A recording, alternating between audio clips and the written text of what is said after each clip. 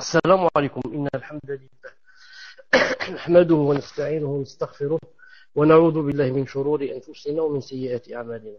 من يهده الله فلا مضل له ومن يضلله فلا هادي له، وأشهد أن لا إله إلا الله وحده لا شريك له، وأشهد أن محمدا صلى الله عليه وسلم عبده ورسوله. يا أيها الذين آمنوا اتقوا الله حق تقاته ولا تموتن إلا وأنتم مسلمون. يا أيها الناس اتقوا ربكم الذي خلقكم من نفس واحدة خلق منها زوجها وبث منهما رجالا كثيرا ونساء. اتقوا الله الذي تساءلون به والأرحام إن الله كان عليكم رقيبا. يا أيها الذين آمنوا اتقوا الله وقولوا قولا سديدا يصلح لكم أعمالكم ويغفر لكم ذنوبكم، ومن يطع الله ورسوله فقد فاز فوزا عظيما. ألا إن أصدق الكلام كلام الله، وخير الهدي هدي محمد عليه الصلاة والسلام، وشر الأمور محدثاتها وكل محدثة بدعة وكل بدعة ضلالة وكل ضلالة في النار. حياكم الله تعالى. Donc en cette soirée du lundi 23 Rabi' al-Thani 1437 de l'Hégire, soit le 1er février 2016 bi'idhnillahi ta'ala. Donc le mal et le remède, cours numéro 44. Cours numéro 44. Les cours, Inch'Allah Ta'ala, commencent dorénavant. Ce n'est pas 18h30, mais c'est plutôt vers 18h45 jusqu'à 19h. Maintenant, ça va monter davantage. Donc, ce n'est pas 18h30. Donc, aujourd'hui, le titre d'aujourd'hui, l'intimité recèle la perfection de l'amour. Page 259. L'intimité recèle la perfection de l'amour.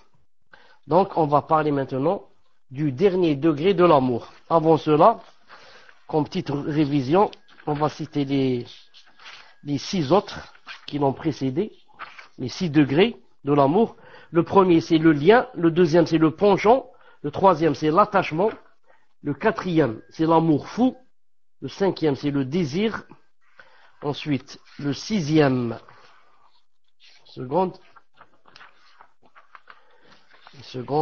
le sixième, c'est l'amour servile. Aujourd'hui, Inch'Allah Ta'ala, le septième, l'intimité. Al-Khulla. L'intimité, Al-Khulla. طيب. Ibn al-Qayyim ala rahmatullahi ta'ala dit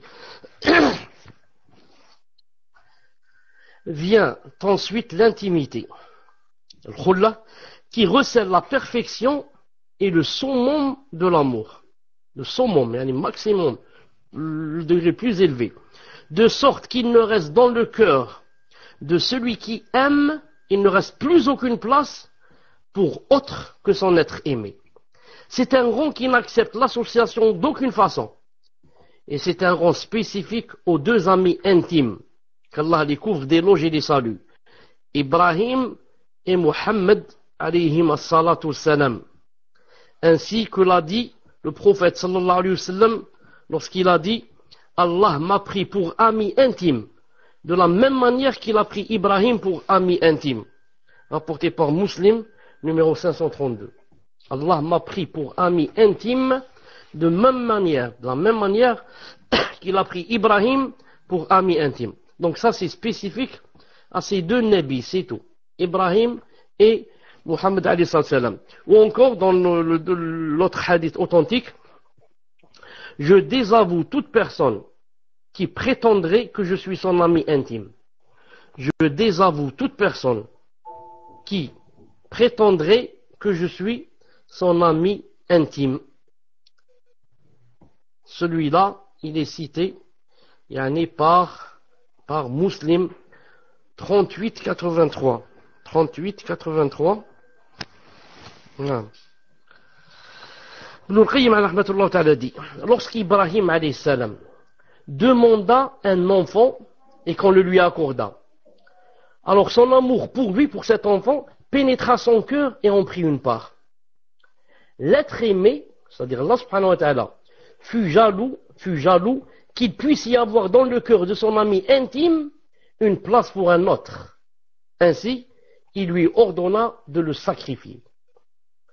L'ordre survint en rêve, afin que la réalisation du commandement soit d'une plus grande épreuve encore.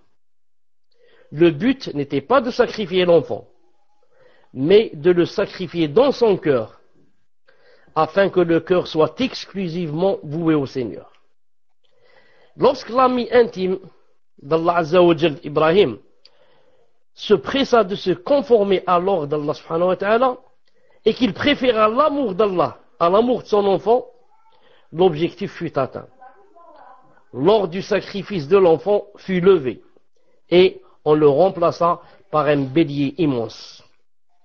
Ceci, car le Seigneur n'ordonne pas une chose pour ensuite l'invalider totalement, mais il doit rester une partie de cet ordre ou un substitut. De la même manière qu'il maintint la législation de la rançon, de la recommandation d'effectuer une aumône avant de converser avec le prophète islam, des saintes prières après avoir levé les 50, tout en maintenant leur récompense. Et il dit, d'après le hadith de Bukhari et de Muslim, il dit, la parole ne change pas auprès de moi, c'est-à-dire Allah Ta'ala dit, la parole ne change pas auprès de moi. Elles sont au nombre de 5 dans la pratique et 50 dans la récompense. Vous m'entendez, j'espère. Alhamdoulilah. Ici, c'est très important ce qu'il a dit. C'est très important ce qu'il a dit. Il a dit, lorsqu'Ibrahim demanda à un enfant et qu'on le lui accorda, son amour pour lui, pour Ibrahim, son amour pour son enfant, pénétra son cœur et en prit une part. Alors l'être aimé fut jaloux qu'il puisse y avoir dans le cœur de son ami intime une place pour un autre. Alors il lui ordonna de le sacrifier. Un peu plus bas il dit, le but n'était pas de sacrifier l'enfant, mais de le sacrifier dans son cœur afin que le cœur soit exclusivement voué au Seigneur. C'est pour ça que lorsque l'ami intime d'Allah se pressa et se hâta de se conformer à l'ordre et qu'il préféra l'amour d'Allah à l'amour de son enfant, alors l'objectif fut atteint et l'ordre du sacrifice de l'enfant fut abrogé. Ça y est. Et on le remplaça par un bélier immense. Subhanallah al-Azim. Non. Donc ça c'est dire que quoi? Dire que, comme il a dit au début, il a dit, je crois qu'on l'a lu, il a dit, al-khulla, c'est-à-dire l'intimité, c'est quoi?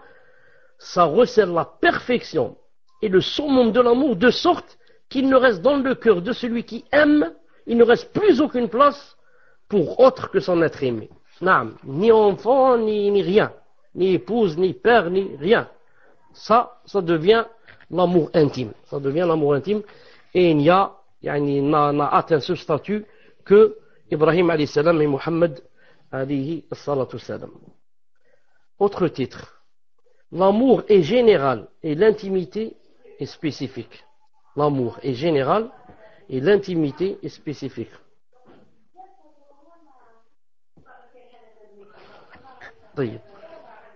Quant à ce que certaines personnes, je disais, quant à ce que certaines personnes, induites en erreur, pensent du fait que l'amour est plus parfait que l'intimité, et qu'Ibrahim alayhi salam, est l'ami intime d'Allah, et Muhammad alayhi salam, le bien-aimé d'Allah, c'est une ignorance. Beaucoup croient comme ça. Beaucoup. Beaucoup croient comme ça. Ils disent de Muhammad, qu'est-ce qu'ils disent? Habibullah. Surtout ça se trouve beaucoup chez les Égyptiens. Muhammad Habibullah. Non, quand tu dis Habibullah, tu as dégradé, tu as dévalorisé le prophète sallallahu alayhi wa sallam. Parce que lui, il est l'intime, il n'est pas le Habib. Habib, c'est nous tous, Habibullah. Mais être intime d'Allah, c'est ça, le statut du prophète alayhi salam. Il dit ici, c'est une ignorance. Pourquoi? Ceci, car l'amour est général et l'intimité est spécifique.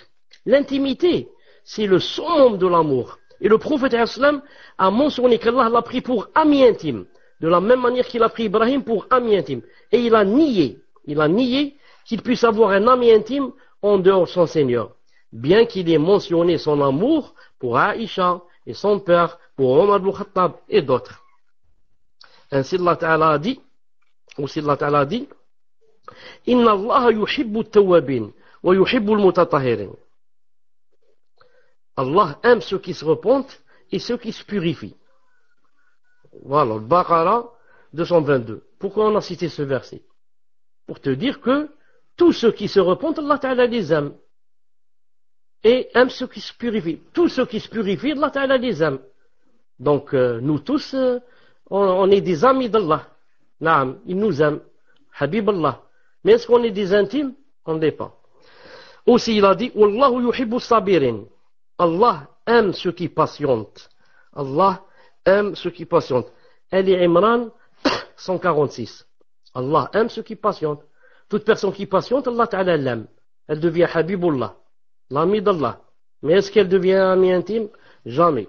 Wallahu yuhibbul muhsinin. Allah aime ceux qui sont bienfaisants. Ali Imran 146. Allah aime ceux qui sont bienfaisants. Naam. Donc toute personne qui est bienfaisante, Allah Ta'ala l'aime. Mais peut-elle être ami intime d'Allah? Jamais. Allah Ta'ala dit Inna Allah yuhibbul muqsitin. Allah aime ceux qui sont équitables. Surat Al-Ma'idah, verset 42. Allah aime ceux qui sont équitables. Al-Ma'idah 42. Donc, ça ne veut pas dire que parce que je suis équitable, que je suis un ami intime, mais je suis seulement quelqu'un que Allah Ta'ala aime. Non. De même, il dit le jeune qui se repent, est le bien-aimé d'Allah. Alors que son intimité est spécifique aux deux amis intimes. Donc, comme j'ai dit, on est tous des bien-aimés d'Allah. Je veux dire tous, quand on est bienfaisant, quand on est endurant, quand on est pur, quand on fait ce qu'Allah Ta'ala aime, on devient son bien-aimé, on devient le bien-aimé d'Allah. Mais on ne devient pas quoi? On ne devient pas l'ami intime. Tout à l'heure, j'ai dit, on devient ami. Non, je dis mieux, on devient bien-aimé. Mais on ne devient pas l'ami intime. Cette prétention, c'est-à-dire prétendre que l'amour est plus parfait que l'intimité. Certains croient que le fait que tu dises Muhammad Habibullah, c'est mieux que tu dises Muhammad Khalilullah. Ça, c'est pas vrai d'Ibn al-Qayyim. Cette prétention, et qu'est-ce qu'il dit ici? Cette prétention ne naît que d'une faible science et compréhension, c'est-à-dire faible compréhension d'Allah et de son message. Donc, résumé, conclusion, l'intimité est beaucoup plus haute, et beaucoup mieux, et haute, d'ailleurs c'est le summum, c'est le maximum, c'est l'apogée de l'amour. C'est beaucoup plus haut que être bien aimé. 93. Le délaissement et l'avilissement pour l'être aimé. Le délaissement et l'avilissement pour l'être aimé. Alhamdulillah. Aujourd'hui, Allah Ibarak, Abu Turab, il écrit, vite, Allah Ibarak. Qu'Allah Ta'ala l'aide à ce qu'il continue comme ça. Il dit ici, il a précédé que l'homme ne délaisse ce qu'il aime et désire que pour ce qu'il aime et désire. Écoutez bien, je répète. L'homme c'est l'être humain, bien sûr, ne délaisse ce qu'il aime et désire. Pourquoi il les délaisse? Il les délaisse que pour ce qu'il aime et désire. Comprenez? L'être humain, s'il délaisse une chose qu'il aime et qu'il désire, pourquoi? Parce que, il y a autre chose, pour que, il arrive à ce qu'il aime et ce qu'il désire. Mais il délaisse ce qu'il aime le moins pour ce qu'il aime le plus. De la même manière qu'il accomplit ce qu'il déteste. Il accomplit, l'être humain, des fois, la personne accomplit ce qu'elle déteste pour susciter ce dont l'amour est plus fort que la répugnance pour ce qu'il accomplit. Ou pour se défaire d'une chose dont le caractère détestable est plus grand pour lui que ce qu'il accomplit. Il a précédé que la spécificité de la raison, c'est quoi? On l'a cité il y a 2 ou 3 cours. C'est de quoi? C'est de préférer la plus élevée des deux choses aimées. Naam, on dit de quelqu'un qu'il est masha'Allah, qu'il est lucide, qu'il est raisonnable, c'est quoi? Assalamu alaikum. Je crois que j'étais déconnecté, je ne savais pas. Est-ce que vous pouvez prendre le micro et me dire personne lucide? Taïb. Donc je ne sais pas exactement où j'étais, une personne lucide, mais je redis très vite. Vouloir s'attirer le bien et pousser le mal, repousser le mal de soi-même, c'est une chose que Allah Ta'ala a créée comme fitra dans la personne, dans la prédisposition naturelle. Même les animaux ont ça. L'animal aime s'attirer le bien et repousser le mal. Mais la personne lucide, la personne raisonnable, la personne kiyis, c'est qui? Ce n'est pas seulement celui qui s'attire le bien, mais qui s'attire le meilleur bien. S'il y a deux biens, un petit bien, un grand bien, je m'attire le grand bien. Et s'il y a deux maux, un petit mal et un grand mal, je pousse le grand mal. C'est-à-dire je fais seulement le petit mal. C'est ça qui montre la différence aussi entre nous, par exemple, et les animaux. Et nous et les animaux des humains. Parce que même parmi les animaux, les humains, il y a des animaux. Ceux qui n'adorent pas Allah, font ce qu'ils veulent, sont des animaux. Bon, boivent, mangent et dorment comme les animaux. Le muhim. Donc la personne, le kiyis, c'est quoi? Il s'attire le plus grand bien et repousse de lui le plus grand mal. El muhim. Maintenant, pour pouvoir arriver à ce statut, qu'est-ce qu'il faut? Il faut deux choses. La première, il faut avoir la perception. Il faut avoir une grande perception. Cette perception, qu'est-ce qu'elle fait?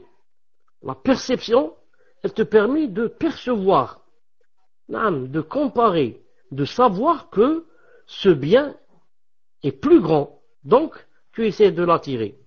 Elle te permet de savoir que ce mal est plus grand. Donc, tu vas essayer de le repousser. Donc, celui qui n'a pas la perception, comment il peut percevoir des choses si c'est un fou ou bien quelqu'un, un drogué ou je ne sais qui? Il faut quelqu'un qui ait de la perception. Et cette perception, elle s'accentue, devient plus forte. Quand est-ce? Quand on a du ilm. Plus on a du ilm dans la religion, plus cette perception, elle nous permet vite de savoir quel est le plus grand mal pour le repousser, quel est le meilleur bien, le plus grand bien pour l'attirer bi'idhnillah subhanahu wa ta'ala. Ça c'est la première des choses. Et la deuxième des choses, qu'est-ce qu'il nous faut? Il nous faut le courage du cœur. Tu peux avoir la perception et être impuissant de cœur, avoir un cœur malade et faible qui ne peut rien faire. Ton âme est faible. Tu sais que ça, c'est un grand bien et tu le laisses passer. Tu dis, moi je m'en fous. Moi je cherche pas ça. Moi l'essentiel c'est que je prends mon joint, je remplis ma tête et je m'endors. Je cherche pas autre chose. Tu laisses le grand bien passer. Et tu sais aussi quoi? Des fois, tu sais que le grand mal, c'est dans cette chose. Si tu fais ça, c'est un grand mal. Et si tu fais ça, c'est un petit mal. Normalement, fais le petit mal si tu es obligé de faire l'un des deux. Non. Il sait que ça, c'est un grand mal et il le fait. Non. Pourquoi? Il n'a pas la force du cœur pour le repousser. C'est un peu comme le drogué. Il sait que la drogue, c'est sa perte. Et il sait très bien. Il sait que la cigarette, c'est moindre mal comparé à la drogue. Mais, il fume la drogue ou il boit la drogue ou je ne sais pas quoi. Donc, malgré qu'il a la perception, il n'a pas le courage du cœur. Donc, il faut deux choses. La perception et le courage du cœur. Il dit ici,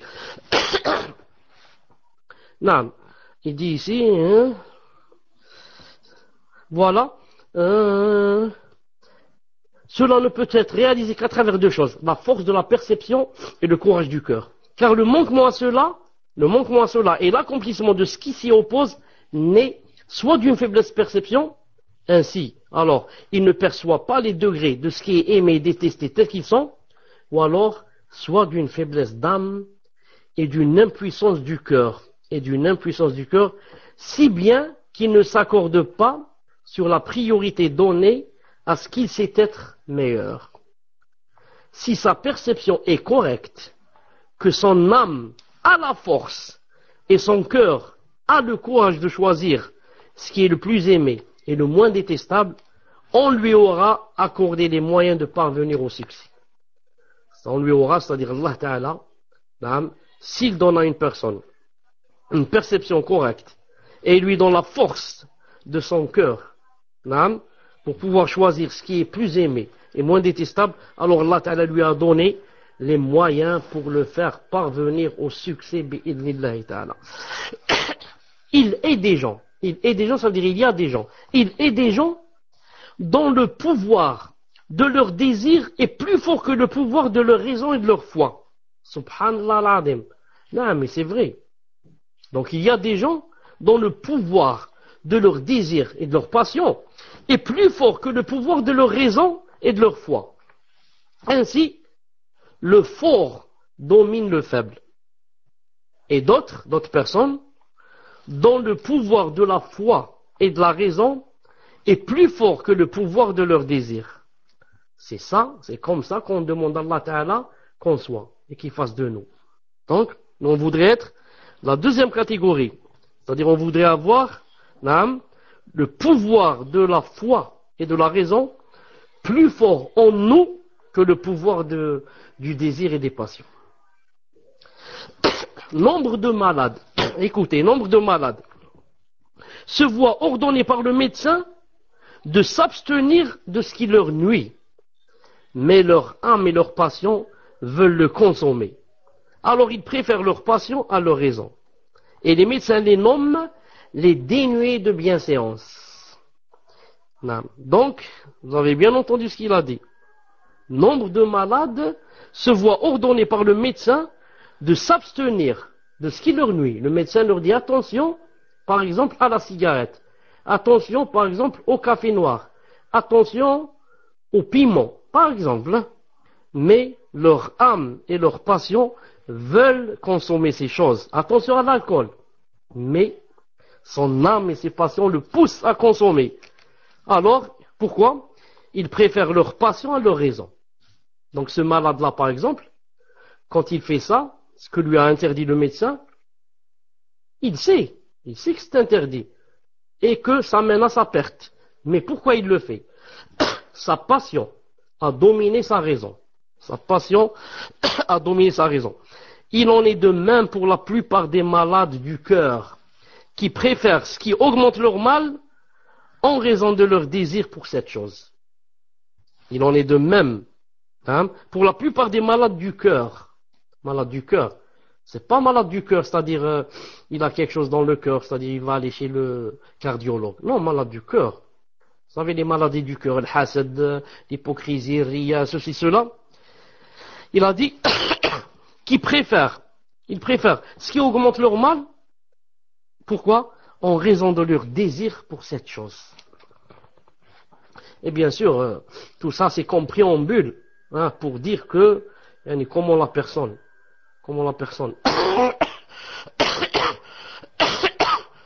c'est que, l'essentiel c'est l'au-delà, sa raison lui dit que l'essentiel c'est l'au-delà.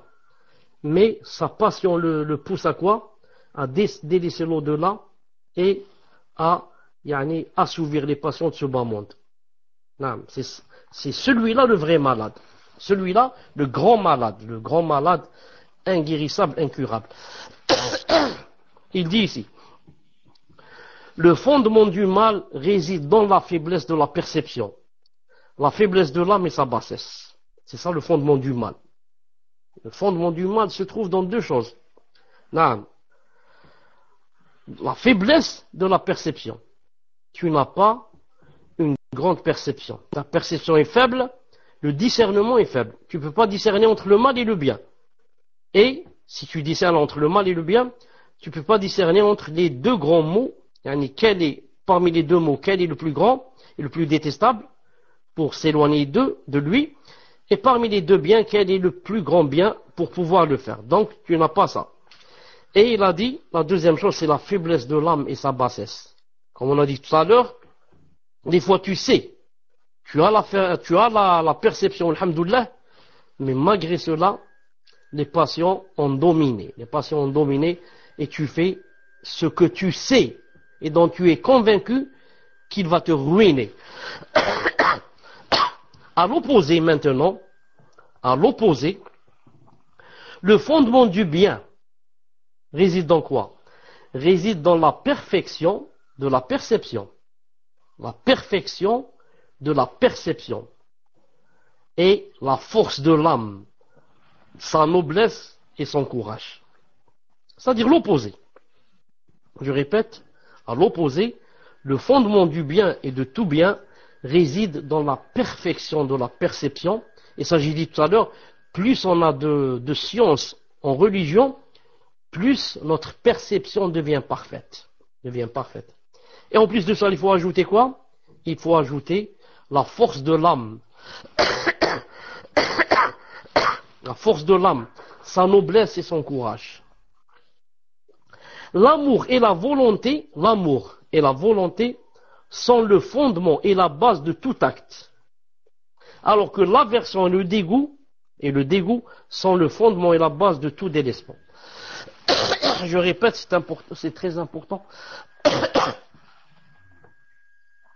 L'amour et la volonté sont le fondement et la base de tout acte. Non. Si tu n'aimes pas une chose et que tu ne la veux pas, non, donc cette chose n'arrivera jamais. Pour que cette chose arrive, il faut deux choses. Que tu l'aimes. Car si tu l'aimes pas, tu vas rien faire pour l'avoir. Non. Mais l'aimer ne suffit pas. Encore faut-il que tu veuilles. Ah, il faut que tu bouges maintenant pour avoir cette chose. Il faut la volonté. Non. J'aime peut-être être médecin. Mais il faut que je fasse les études. Non, c'est pas seulement j'aime. Il faut que je fasse les études. Il dit, alors que l'aversion, le fait de ne pas aimer une chose, et le dégoût sont le fondement et la base de tout délaissement. Pour que tu délaisses une chose, qu'est-ce qu'il faut? Il faut l'aversion, ne pas l'aimer, et ça suffit pas. Pourquoi ça suffit pas? Car des fois tu n'aimes pas une chose et tu la fais. J'aime pas la cigarette et je la fume. J'aime pas l'alcool et j'en bois. Donc ça suffit pas. L'aversion envers une chose ne suffit pas. Mais encore faut-il quoi? Il dit, il faut le dégoût. Naam. Il faut le dégoût pour délaisser la chose. Si tu as seulement l'aversion et la haine de cette chose, ça suffit pas. Il faut encore le dégoût pour s'en détacher et s'en éloigner. Il dit ici, ces deux forces dans le cœur sont le fondement du bonheur ou du malheur de l'être humain. Ces deux choses dans le cœur, ces deux forces dans le cœur sont le fondement du bonheur ou du malheur de l'homme. L'existence d'un acte volontaire ne peut survenir que par l'existence de sa cause dans l'amour et la volonté. Ce qu'on a dit tout à l'heure. L'existence d'un acte volontaire ne peut subvenir et exister que par l'existence de sa cause dans l'amour de cette chose et la volonté de la faire. Quant au fait de ne pas agir, cela peut parfois être dû à l'absence de ce qui implique et cause l'acte, et d'autres fois à l'existence d'une aversion et d'un dégoût qui l'empêche. Je répète, quant au fait de ne pas agir et de ne pas faire une chose, cela peut parfois être dû à l'absence de ce qui implique et cause l'acte. Des fois, par exemple, je vole pas. Pourquoi je vole pas? Des fois, c'est parce que il y a absence de ce qui implique et cause l'acte. Dans mon cœur et dans mon esprit, je ne pense pas à cette chose. Donc si je ne pense pas au vol, je ne peux pas voler sans penser déjà à voler. Pour voler ou faire un acte, il faut déjà l'avoir dans le cœur, d'avoir l'intention, ensuite le faire. Donc il dit, des fois, c'est à cause que il n'existe pas dans le cœur, et des fois, c'est dû et d'autres fois, c'est dû à l'existence d'une aversion et d'un dégoût qui l'empêche. Et des fois, j'ai le vol dans le cœur, mais alhamdoulilah, en même temps, j'ai l'aversion pour cette chose, et la haine C'est pour ça que je ne vole pas. J'ai l'aversion et j'ai la haine. Bien sûr, l'aversion et la haine elles-mêmes, d'où est-elle venue? Ça dépend. Peut-être parce que j'ai honte des gens. Peut-être je dis c'est pas quelque chose de bien.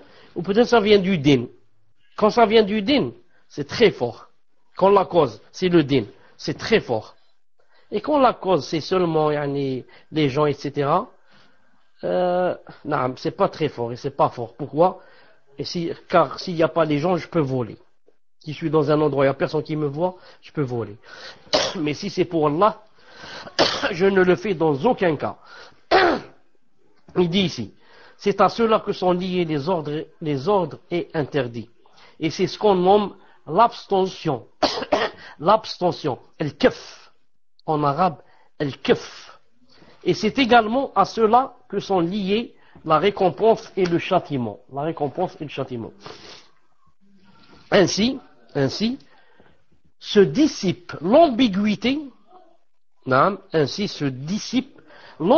au sujet du délaissement, quant à savoir s'il vise à produire des actes ou à empêcher leur existence.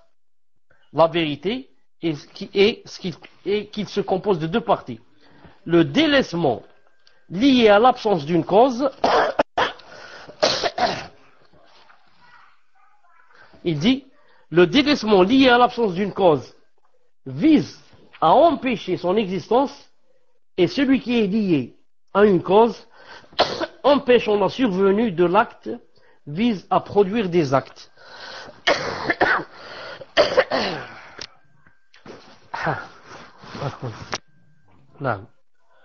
Je répète, il dit ici, ainsi se dissipe l'ambiguïté au sujet du délaissement. Le kef, quand on ne fait pas une chose. Parce que, quand on ne fait pas une chose, qu'est-ce que ça veut dire? Pourquoi je ne l'ai pas faite? Je ne l'ai pas faite, il se peut que cette chose ne me soit même pas passée par l'esprit. Mais, il se peut que cette chose soit passée par mon esprit, se trouve même dans mon cœur, et je la délaisse. C'est ce deuxième volet, le fait d'avoir la chose dans le cœur et de ne pas la faire, si elle est interdite, et que je ne la fais pas pour Allah, c'est ça ce qui donne la récompense, bi'idhnillahi ta'ala, et non pas le premier. Car le fait de ne pas avoir une chose dans la tête et de la délaisser à cause de cela ne donne pas la récompense. Exemple, maintenant quand vous êtes assis en face de moi, écoutez le cours, vous n'êtes pas en train de mentir, ni en train de faire la namima, ni en train de fumer, ni de boire l'alcool. Mais est-ce que vous avez des récompenses pour cela? Non. Pourquoi? Parce que ce sont des choses qui ne sont pas venues à l'esprit. À la base, déjà, vous n'avez pas à l'esprit. Vous êtes en train d'écouter un cours et d'essayer d'apprendre, etc. Mais, quand est-ce qu'on a la récompense? Quand il y a deux choses. Il faut que cette chose te vienne à l'esprit, ensuite que tu la laisses pour Allah subhanahu wa ta'ala. C'est-à-dire, avant de t'asseoir pour venir au cours, tu as dit, je vais, enfin pas vous, une personne dit, je vais faire un haram. Ensuite, elle dit non, je ne fais pas le haram. Et ça ne suffit pas pour avoir la récompense. Mais encore faut-il qu'elle dise, je ne fais pas le haram pour Allah Ta'ala. Allah Ta'ala l'a interdit et n'aime pas qu'on le fasse. C'est comme ça, c'est ainsi seulement qu'on peut avoir une récompense pour le kef, pour le kef, c'est-à-dire pour l'abstention, pour m'être abstenu.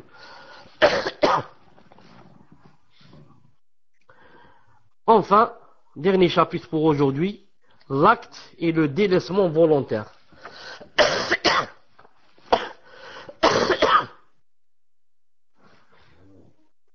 Vous avez écrit l'acte et le délaissement volontaire. C'est ce que je disais. Je fais une chose, ou bien je la délaisse volontairement. L'acte et le délaissement volontaire sont choisis par celui dont le cœur est vivant, en fonction de la survenue d'un bienfait dont il jouira, ou la disparition d'un mal qui le guérira. Ainsi, on dit qu'on a guéri sa poitrine et son cœur. Je répète, l'acte et le délaissement volontaire sont choisis par celui dont le cœur est vivant. Naam. En fonction de quoi? En fonction de la survenue d'un bienfait dont il va jouir, ou la disparition d'un mal qui va le guérir. Ainsi on dit qu'on a guéri sa poitrine et son cœur. Le poète a dit, elle est mon remède contre le mal qui me ronge, si seulement je pouvais l'obtenir.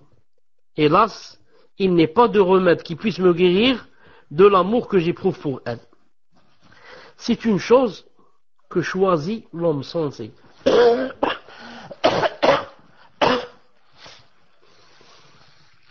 Ibn al-Qayyim rahimahullah ta'ala dit, c'est une chose que choisit l'homme sensé et même l'animal sauvage. Mais nombre de gens commettent en cela une erreur grossière. Ainsi, qu'est-ce qu'ils font? Ils cherchent la jouissance en ce qui va leur mener, en ce qui va leur causer une plus grande souffrance. Donc, ici Ibn al-Qayyim veut montrer que c'est bien, naam, de jouir d'un bienfait et de guérir d'un mal, mais à condition que la jouissance que je cherche ne me cause pas une plus grande souffrance. Naam. C'est pour ça qu'il dit, beaucoup de gens commettent en cela une erreur grossière. C'est quoi? Ainsi ils cherchent la jouissance en ce qui va leur causer une plus grande souffrance. Ils font souffrir leur âme en pensant leur apporter jouissance. Et ils soignent leur cœur par quoi? Parce qu'il va causer le plus grand mal. Il dit, c'est la condition, c'est l'exemple, hein, de celui dont le regard se borne à la vie d'ici-bas, sans prendre en considération les conséquences. Alors que la spécificité de la raison, c'est quoi? C'est de considérer les conséquences. Naam, c'est ça celui qui raisonne vraiment, le mu'min, le croyant, le lucide. Ce n'est pas seulement faire la chose, mais voir ce qu'on appelle en arabe le ma'alat, voir les conséquences. Quand je vais faire cette chose, naam, ça va donner quoi? Qu'est-ce qui va en découler? C'est bien de fumer la cigarette à l'instant où on fume, naam, mais dans 20 ans, si je vais faire une radio, comment qu'on va trouver mon foie? On va le trouver noir comme du charbon. Le foie noir comme du charbon. Ça, c'est seulement la cigarette. C'est pas la peine de parler ceux qui fument la drogue et l'alcool, etc., etc. On va voir le foie brûlé. Donc, il faut voir les conséquences. Non, il dit ici, l'homme le plus sensé. L'homme le plus sensé. Poumon. J'ai dit foie. Poumon. Ça, c'est des poumons. Barakallahu fi. C'est des poumons. L'homme le plus sensé, c'est qui? C'est celui qui préfère sa jouissance et son repos dans la vie future et éternelle. À ceux éphémères de la vie présente. Je répète, l'homme le plus sensé, c'est qui? C'est celui qui préfère sa jouissance et son repos dans la vie future et éternelle plutôt qu'aux jouissances éphémères de la vie présente. Éphémère, fugace, qui ne dure pas, juste un instant, et ça part. Le plus sot des hommes, ça c'était le plus sensé des hommes. Au contraire, à l'opposé, le plus sot des hommes, le plus sot, c'est qui? Et celui qui vend les délices éternelles, la bonne vie éternelle et la jouissance suprême qui ne comporte ni désappointement, ni aucune imperfection. Ils vont tout ça pourquoi? Pour une jouissance éphémère, mêlée de souffrance et de peur, à la disparition rapide et à la fin imminente. Voilà le plus sot des gens. Celui qui voit ne voit pas plus loin que le bout de son nez. Naam. Tu lui dis, regarde, Allah Ta'ala te fait choisir entre deux choses. tu vis une vie éternelle, où tout ce que tu souhaites, il vient à l'instant même. Bien sûr, on parle du paradis. Tu vis une vie qui ne se termine jamais. Éternelle, sempiternelle. C'est pas seulement éternel, sempiternel. Naam, tu as tout ce que tu veux, tout ce que tu désires, tout ce que tu souhaites, il sera à côté de toi. Alors, mais Allah t'a fait choisir, il te dit, si tu veux ce qu'on vient de citer maintenant, alors il ne faut pas s'accrocher à cette vie, à ce bas monde. Il faut en faire de ce bas monde juste, quelque chose, comme un pont pour traverser et aller de l'autre côté. Alors le plus sensé, c'est celui qui va choisir l'au-delà. Et le plus sot, il dit non, moi ce qui m'intéresse c'est de vivre aujourd'hui. Même si les jouissances qu'il y a dans ce bas monde sont mêlées de souffrance et de peur et de malheur et d'angoisse, il choisit le bas monde. Et tu lui dis, écoute, il y a beaucoup mieux que cela dans l'au-delà. C'est pur, c'est pas mêlé de souffrance, de peur, d'angoisse, rien. Il te dit non, moi je lâche pas ce que j'ai dans ma main pour aller chercher ce qu'il y a dans un trou, ou quelque chose comme ça. Je lâche pas maintenant la vie qui est là devant moi, et qui me sourit, et je la laisse, et je vais attendre dans 50 ans ou 60 ans quand je meurs pour avoir tout ça. Donc vous voyez le sot comment qu'il pense. C'est comme ça qu'il pense. Mais l'homme sensé, il dit ma'alish, j'ai la conviction qu'il y a tout ça dans l'au-delà, ma'alish, je patiente ici, je patiente du peu, je vis avec le peu. Ma'alish, j'accepte. Il dit, un savant a dit,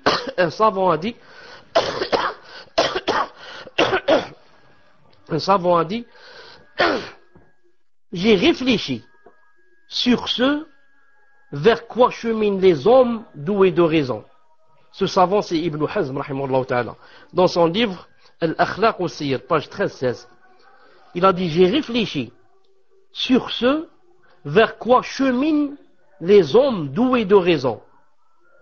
Et j'ai constaté qu'ils cheminaient vers un seul objectif, même si leur voie différait dans la manière de l'atteindre.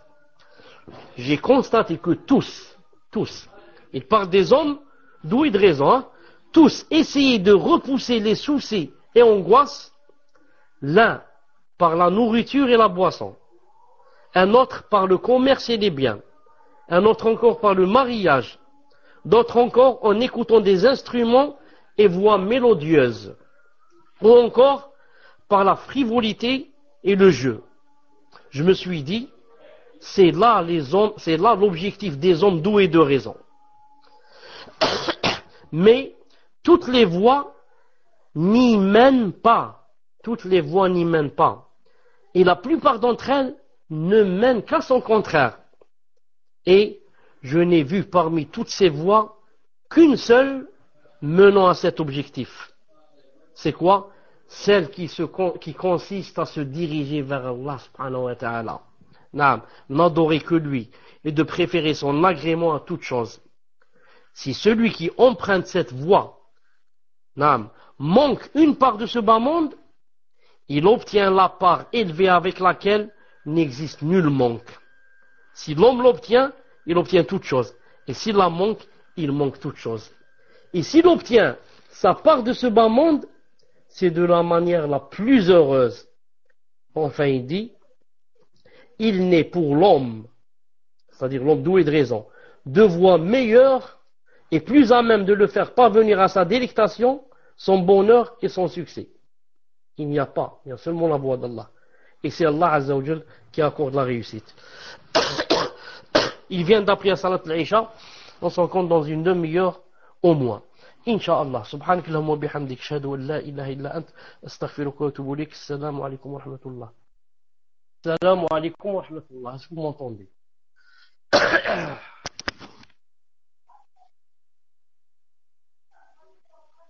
Alhamdulillah. Donc, Mahmoud, est-ce que vous êtes prêts pour les questions? Vous êtes prêts? Alhamdulillah. Et en même temps, dites-moi c'est qui le nom du récitateur, car sa récitation m'a beaucoup plu. Naam. Tfaddal, Inch'Allah, pour la première question.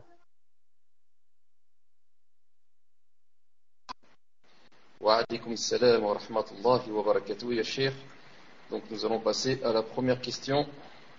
Question d'une sœur qui demande qu'Allah vous préserve, ya Cheikh, et vous récompense pour le temps que vous consacrez à la communauté.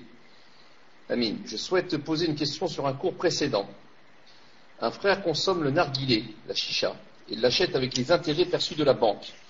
Qu'en est-il de la gravité de son péché? Comment se repentir de cette situation? Doit-il sortir les intérêts malgré le fait que l'argent a été dépensé? Barakallahu fikum ya Cheikh. Donc, déjà dans cette question, il y a 3 questions. Donc, ya Cheikh, soit vous répondez à la première question, ou soit vous répondez aux 3 questions, mais on avait dit une question par personne. Barakallahu fikum. Tfadal ya Cheikh. Donc, un frère consomme le narguilé, la chicha, et l'achète avec des intérêts perçus de la banque. Qu'en est-il de la gravité de son péché? Comment se repentir ça? Doit-il sortir les intérêts malgré le fait que l'argent a été dépensé?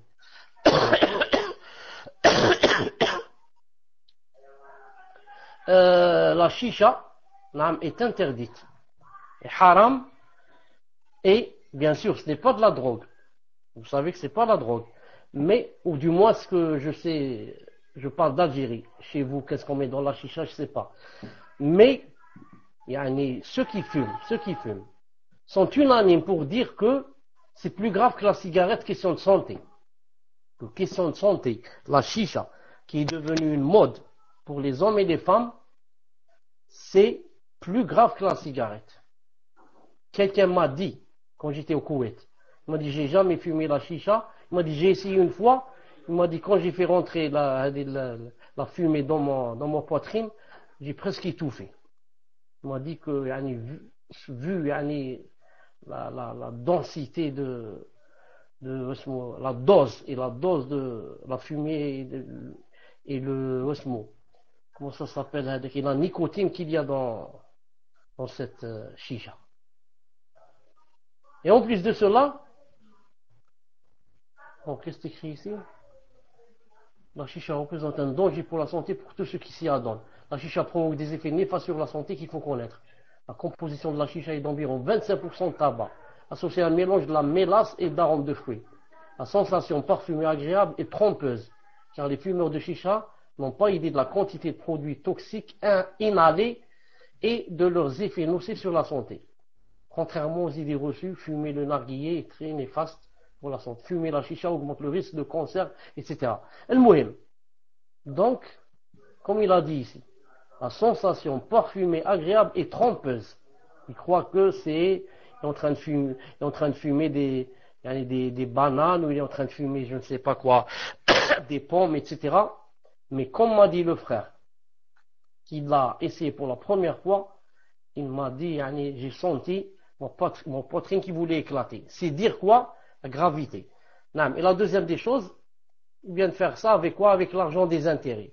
L'argent des intérêts, on doit le donner à des nécessiteux. Pour ceux qui disent c'est permis de le prendre. Le Cheikh Ibn Uthaymin a une fatwa où il dit c'est même pas permis de le prendre de la banque. Et le si on prend de la vie, qu'on le prend à condition que ce ne soit pas pour nos intérêts. Comme disent certains, c'est pour payer l'essence ou l'électricité ou le gaz ou le téléphone ou la cigarette ou je ne sais quoi.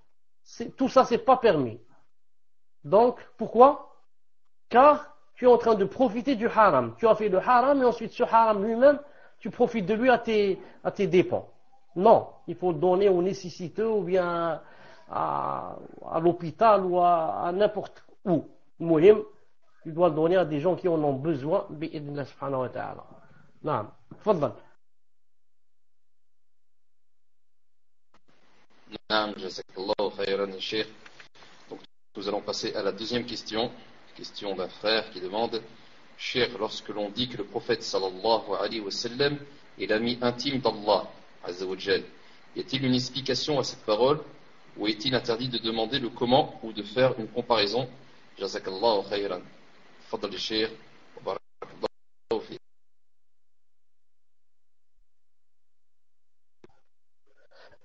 Quand on dit il est l'ami intime, c'est pour dire que il n'est pas seulement l'ami, pour dire qu'il a atteint le summum dans la relation étroite avec l'être aimé. Non. Avec Allah, on a tous une relation, nous, ça. Le fait de l'adorer, déjà tu as une relation avec Allah subhanahu wa ta'ala. Maintenant, la relation la plus étroite avec lui, et le summum de cette relation, c'est d'être son ami intime. Voilà. Et ça ne peut être donné, et n'a été donné qu'à notre prophète alayhi salam et à Ibrahim alayhi salam. Et quand on est un ami intime d'Allah subhanahu wa ta'ala, vous savez, déjà, entre nous les êtres humains, quand on dit que X, Omar est mon ami, et Karim est mon ami intime. Vous savez qu'il y a une différence entre les deux. Qu'en est-il donc par rapport à Allah subhanahu wa ta'ala? Mais donner plus de détails, ce n'est pas de notre ressort. Tfadal.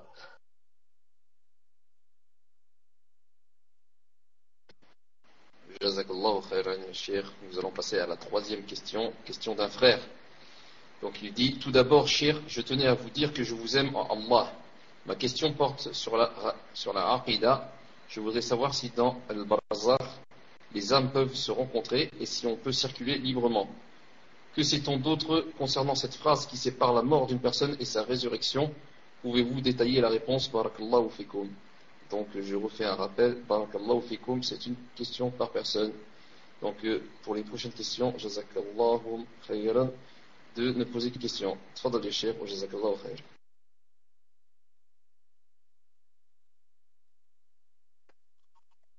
Donc je dis à cette personne, ahabbaka Allah, ahabbaka alladhi ahbabtani lahu.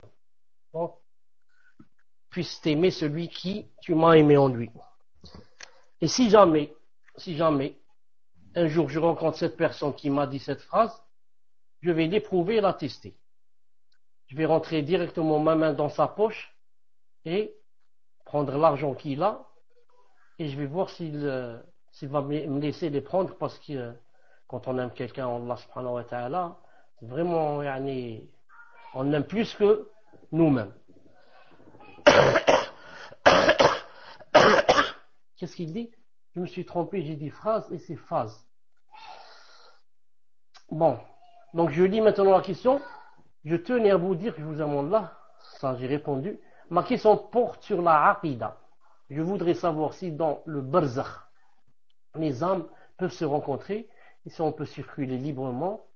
Que sait-on d'autre concernant cette phase qui sépare la mort d'une personne et sa résurrection? Pouvez-vous détailler? Inch'Allah ta'ala. Donc je dis d'après ce que Allah subhanahu wa ta'ala m'a appris. Quand on meurt et qu'on est dans le barzakh, c'est-à-dire entre cette vie et l'au-delà, c'est ça le barzakh, c'est la barrière. C'est-à-dire quand on est dans la tombe, des fois, on est dans la tombe pour répondre aux questions, etc., et pour voir sa place, etc. Et des fois, on est dans le paradis si on est quelqu'un de bien. Et si on est dans le paradis, on ne l'est pas avec le corps, on l'est avec l'âme.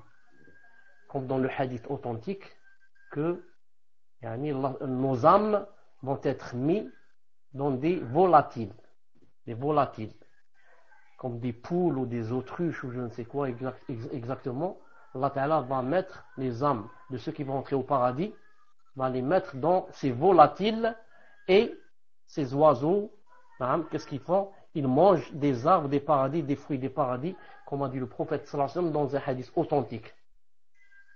Et de même qu'il a dit pour les martyrs, qui seront dans des volatiles, mais de couleur verte. Il a ajouté la couleur verte.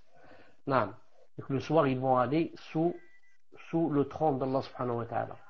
Et le moyen, ça c'est pour qui? C'est pour les croyants en général et les volatiles en vert pour les martyrs en particulier. N'empêche, comme dit l'imam Malik rahimahullah ta'ala, que des fois l'âme est dans le paradis et des fois elle est où? Des fois elle est dans la tombe. Il a dit ça monte et ça descend comme ça. Et Cheikh Al-Albani rahimahullah ta'ala a dit d'un hadith qu'il était Hassan, c'est-à-dire bon, comme quoi quand on meurt, que les âmes se rencontrent. Et ça, c'est l'avis de beaucoup de savants. Les âmes se rencontrent.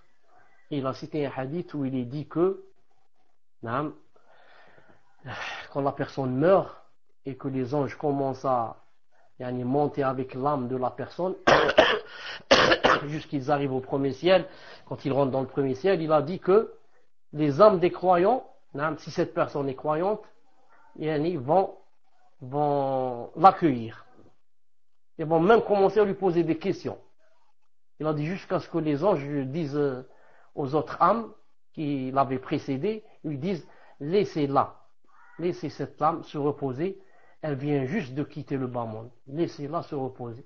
Non, comme ça ils lui disent.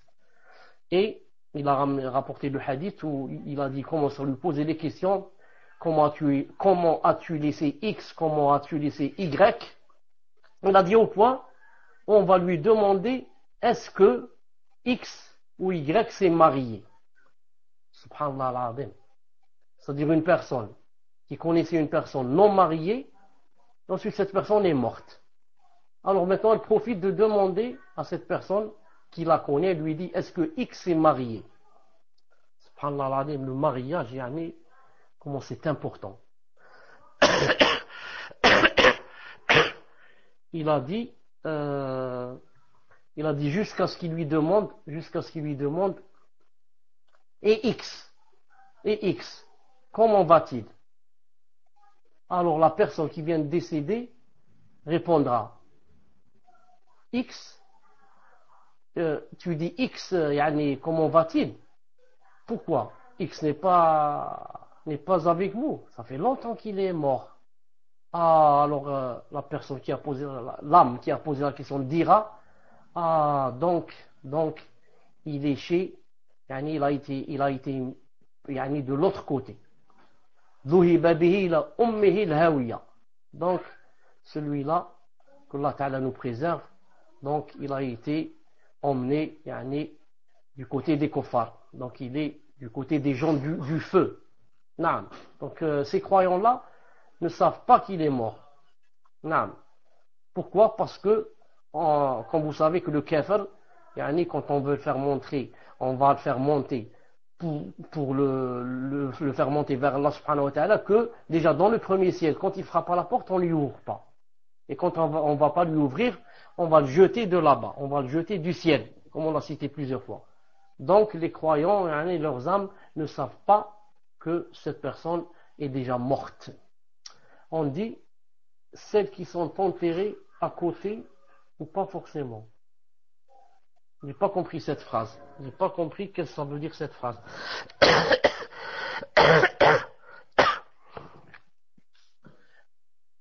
Non, pour tout le monde. Ceux qui se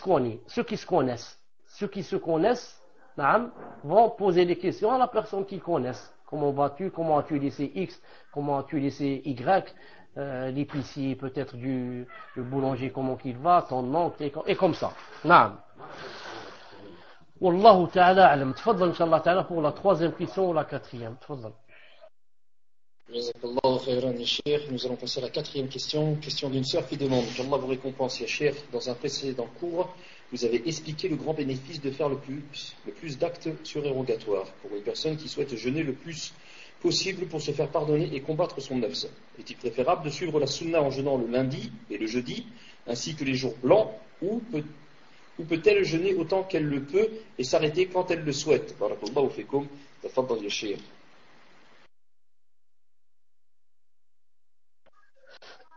Avant de répondre à cette question, je viens de me rappeler une chose ou deux choses. Non, parce que des fois, j'ai dans la tête de dire des choses, ensuite, subhanallah al-azim, j'oublie. Il est shaitan, comme on dit.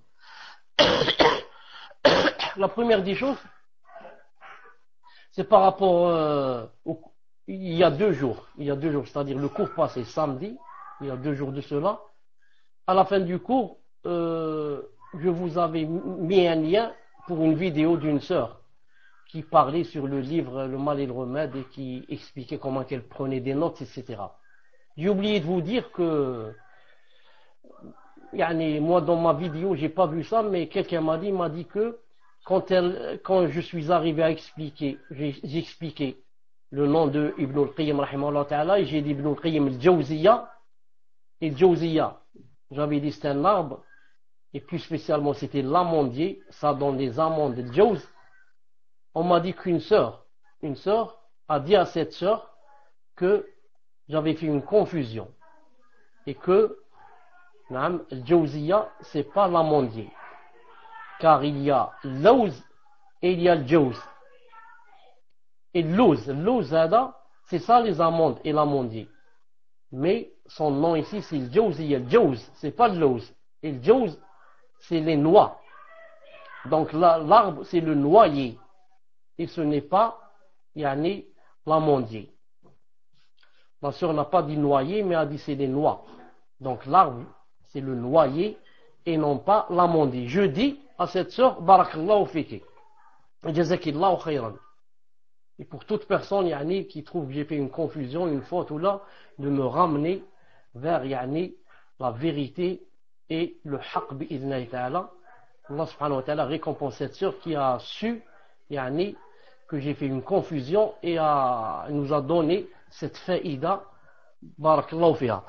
Et la deuxième des choses que j'ai oublié de dire, c'était que la vidéo, le lien que j'ai mis, c'était spécialement pour les sœurs et pas pour les frères. Mais j'ai oublié, qaddarallahu ma shafa'al, plusieurs fois je pense dire des choses et je les oublie. Naam. Donc, tfaddal inshallah ta'ala, je lis la question.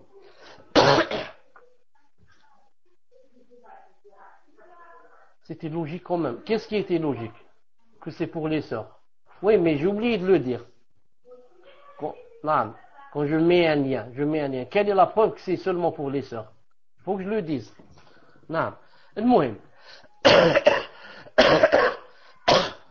Dans un cours précédent, vous avez expliqué le grand bénéfice de faire le plus d'actes surérogatoires pour une personne qui souhaite jeûner le plus possible pour se faire pardonner et combattre son nefs. Est-il préférable de suivre la sunna en jeûnant lundi et jeudi ainsi que les jours blancs, ou peut-elle jeûner autant qu'elle le peut et s'arrêter quand elle souhaite? Barakallahu fikum. Je dis, les deux c'est sunna. Les deux c'est sunna. Si tu jeûnes lundi et jeudi et les jours blancs et Ashura et Ayyam Dhul Hijjah par exemple, et qu'est-ce qu'il y a avec Ashura? Il y a quelque chose de très important. Arafat par exemple. Naam, voilà. Ça c'est sunna. Et si tu veux jeûner, naam, comme ça, il y a 15-20 jours d'affilée, ensuite s'arrêter, ensuite rejeûner, et comme ça, tout ça c'est sunna. Le prophète, dans un hadith authentique, on disait de lui qu'il jeûnait jusqu'à ce qu'on disait il ne va plus s'arrêter.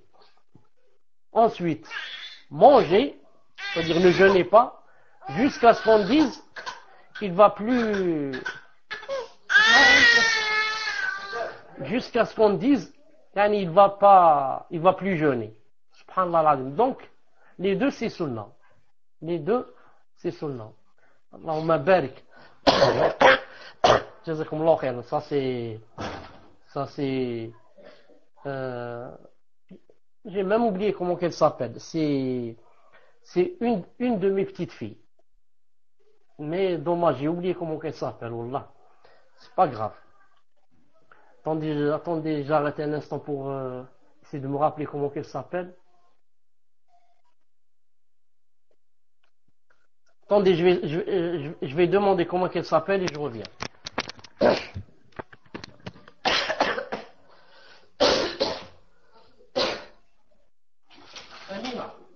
Amina. واسمع العيد ونقول لهم اسمعوا معه.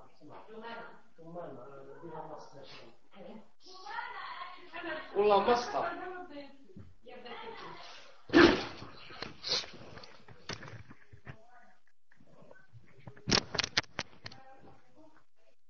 Donc j'ai ramené son prénom et je suis revenu. Non, mais il y en a qui vont s'étonner, subhanallah. Ils ne savent pas comment il s'appelle. Donc c'est une petite fille qui s'appelle Jumana. Elle s'appelle Jumana. On revient donc à notre hadith. C'est de la sunna quoi? C'est de la sunna de jeûner lundi, jeudi et les jours connus. Et c'est de la sunna aussi de faire comme le prophète sallam des fois, de jeûner 15, 20 jours, 25 jours d'affilée, ensuite d'arrêter 20, 20 jours par exemple, ne pas jeûner. Naam. Fadal.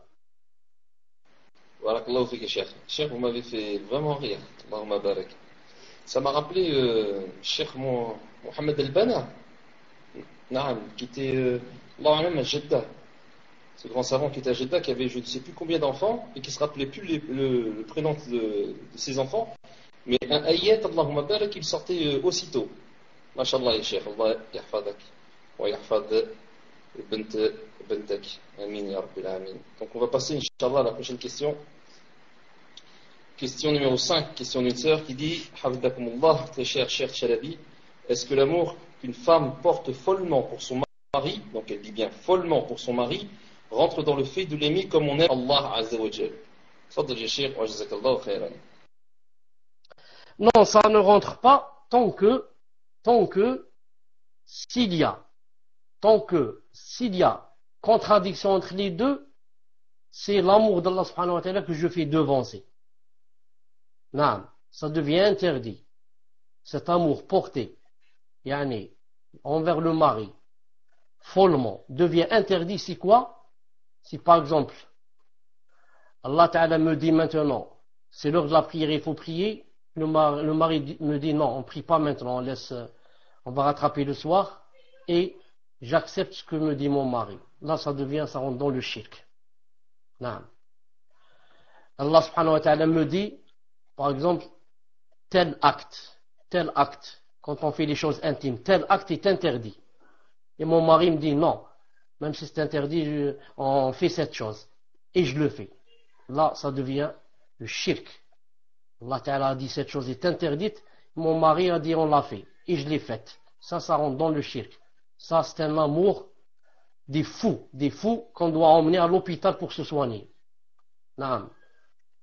Mais si je l'aime follement et ça reste dans le halal, voilà, si par amour son mari elle accepte les péchés de son mari, il le laisse faire, dans ce cas bien sûr, ça devient haram cet amour, et cet amour c'est-à-dire cet amour mène au feu, que Allah Ta'ala nous préserve. Mais si j'aime ma femme follement ou bien vice versa, mais je ne transgresse pas les houdoud d'Allah subhanahu wa ta'ala, ce n'est pas grave bi'idnillahi subhanahu wa ta'ala. Tfaddal.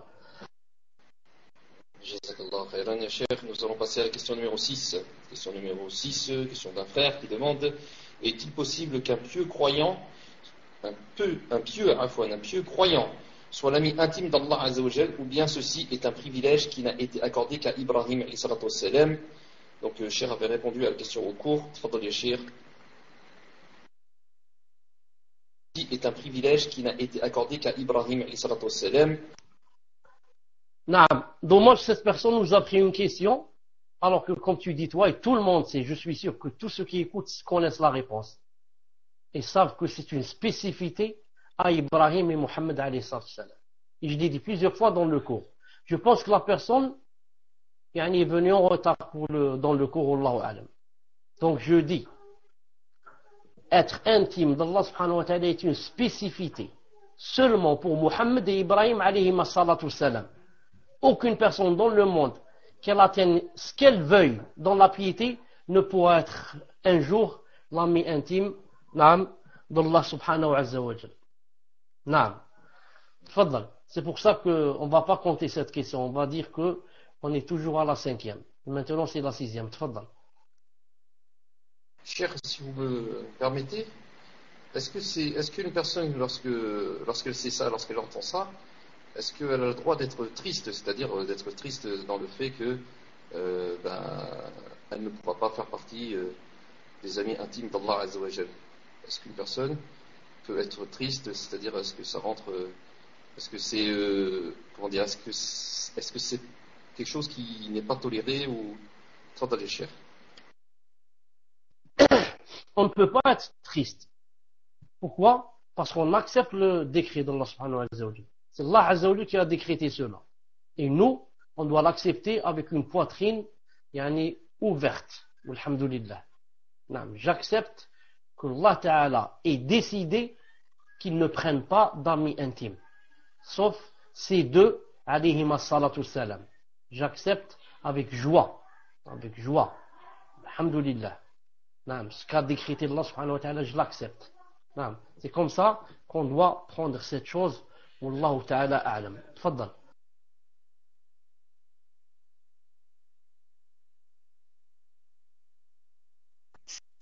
Jazakallahu khairan, ya Cheikh, barakallahu fik.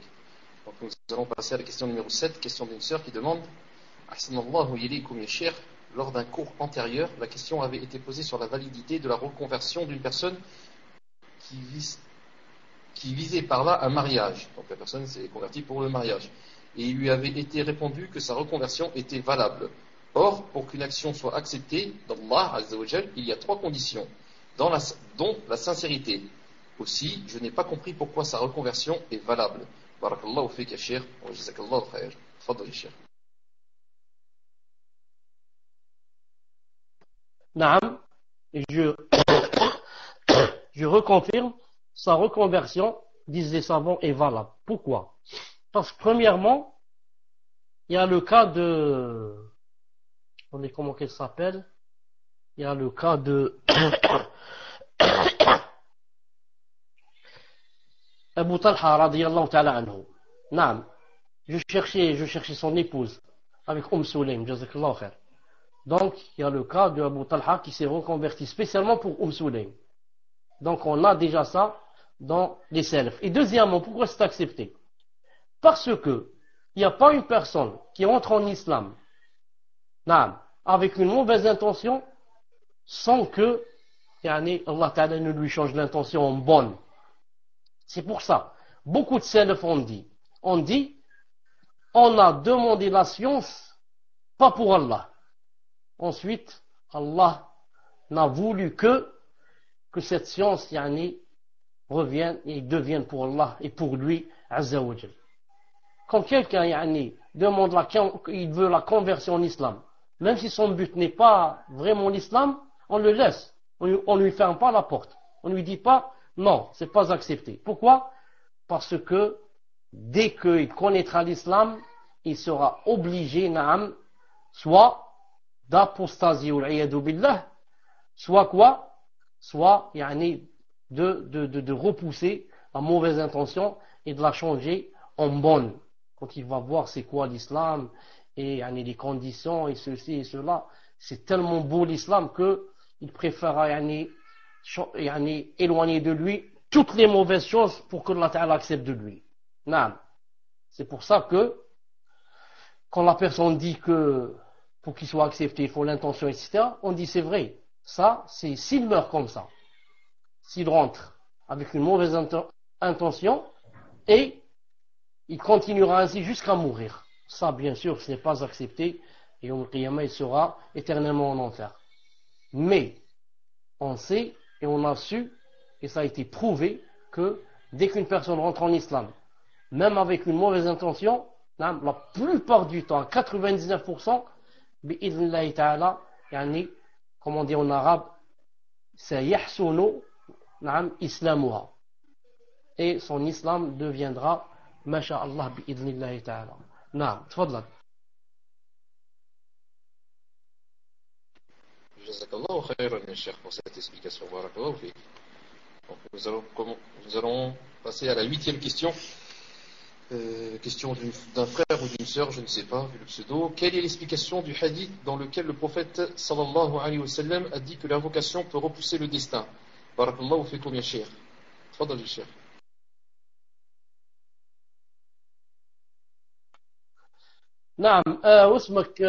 Mahmoud, tu n'as pas dit où est la relation de cette question avec le cours. Où est la relation de cette question avec le cours? Aqida, jazakallahu khairan. Ça. De toute façon, même s'il n'y avait pas de relation, c'est trop tard quand la question est posée. Inch'Allah ta'ala, il faut que je réponde si je connais la réponse. Al-Muhim. Quelle est l'explication du hadith dans lequel le prophète m'a dit que l'invocation peut repousser le destin? Il a dit que l'invocation repousse le destin. Comme ça qu'il a dit, sallallahu alayhi wa sallam. Pourquoi? Parce que l'invocation elle-même, fait partie du destin. Allah subhanahu wa ta'ala, quand il donne une chose, des fois il la donne de lui-même, sans cause, sans cause. Tu es assis, il y a quelqu'un qui frappe à la porte. Tu vas ouvrir, c'est un exemple là, tu vas ouvrir, tu vas trouver une personne que tu connais, ou la salam alaykum salam, voilà, par exemple 100 euros, voilà, je te les donne, ou là quelqu'un m'a délégué pour que je les donne, ou là. Donc, c'est 100 euros qui sont venus maintenant. Est-ce que moi j'ai fait quelque chose pour les avoir? Je n'ai rien fait. Hein? J'étais assis, ils sont venus. Ça, c'est venu directement d'Allah subhanahu wa ta'ala. Et des fois, Allah subhanahu wa ta'ala a mis dans le destin, a mis dans la tablette préservée, que tel jour, j'allais faire des douas, des invocations, pour demander à Allah subhanahu wa ta'ala de m'enrichir, de me donner un peu d'argent. Et Allah ta'ala écrit dans la tablette préservée, puisque j'ai fait ces douas-là, donc Allah ta'ala va m'envoyer de l'argent. Et il a accepté mes douas. J'ai fait mes douas, 2 ou 3 jours après, il y a quelqu'un qui est venu frapper et m'a donné de l'argent. Donc, il y a des choses qui sont prédestinées comme ça, directement de Allah subhanahu wa ta'ala, il y a des choses qui sont prédestinées avec la doua. La même chose pour, ça c'est pour faire venir la chose. La même chose pour repousser une chose. Pour repousser. Allah subhanahu wa ta'ala a écrit dans la tablette préservée que j'allais faire une doua, qu'Allah ta'ala, par exemple, j'allais faire une doua de me préserver de telle maladie. Et Allah subhanahu wa ta'ala a écrit que cette personne sera préservée de cette maladie à cause de la doua qu'elle a faite. À cause de la doua qu'elle a faite. C'est-à-dire, si ce n'est ma doua, que Allah ta'ala a su que j'allais faire, il m'aurait donné telle maladie. Mais Allah ta'ala a su que j'allais faire cette doua et a refoulé de moi telle maladie, a refoulé le destin. Mais en fait, il n'a été refoulé que par le destin qui est lui-même ici qui est l'invocation. Car cette invocation qui a repoussé le destin, elle-même était écrite dans le destin. Allah Ta'ala a su que j'allais la faire. C'est pour ça que il a dit alayhi salam que l'invocation repousse le destin. Naam. Tfaddal. Barakallahu fik Cheikh. Wa jazakallahu khayran. Nous allons passer à l'avant-dernière question, question numéro 9. Question d'une sœur qui demande qu'Allah Azza wa Jalla vous préserve ya Cheikh. Une seconde, je suis au téléphone, une seconde. Tfaddal Mahmoud, j'entends la question. Tfaddal. Barakallahu fik ya Cheikh. Donc nous allons passer à la 9e question. Question d'une sœur qui dit qu'Allah Azza wa Jalla vous préserve ya Cheikh. Donc elle dit, il y a peu, j'ai dit à une personne, tu es Dieu toi? Bien sûr, je n'attendais pas de réponse. C'était dans l'intention de vouloir dire, tu n'es pas Allah, pour dire telle et telle chose. La personne m'a tout de suite reprise et je me suis repenti. J'aurais dû lui dire autrement, mais cette parole est sortie spontanément et c'était vraiment dans l'intention de lui dire, seul Allah Azza wa Jalla sait telle et telle chose. Je ne me rappelle plus du sujet. J'ai peur que ce soit une parole annulative de l'islam. Pouvez-vous m'éclaircir? Donc cette personne dit à une autre, tu es Dieu toi? Bien sûr, je n'attendais pas de réponse, c'était dans l'intention de vouloir dire tu n'es pas Allah. Non, j'ai compris ce qu'a voulu dire la personne.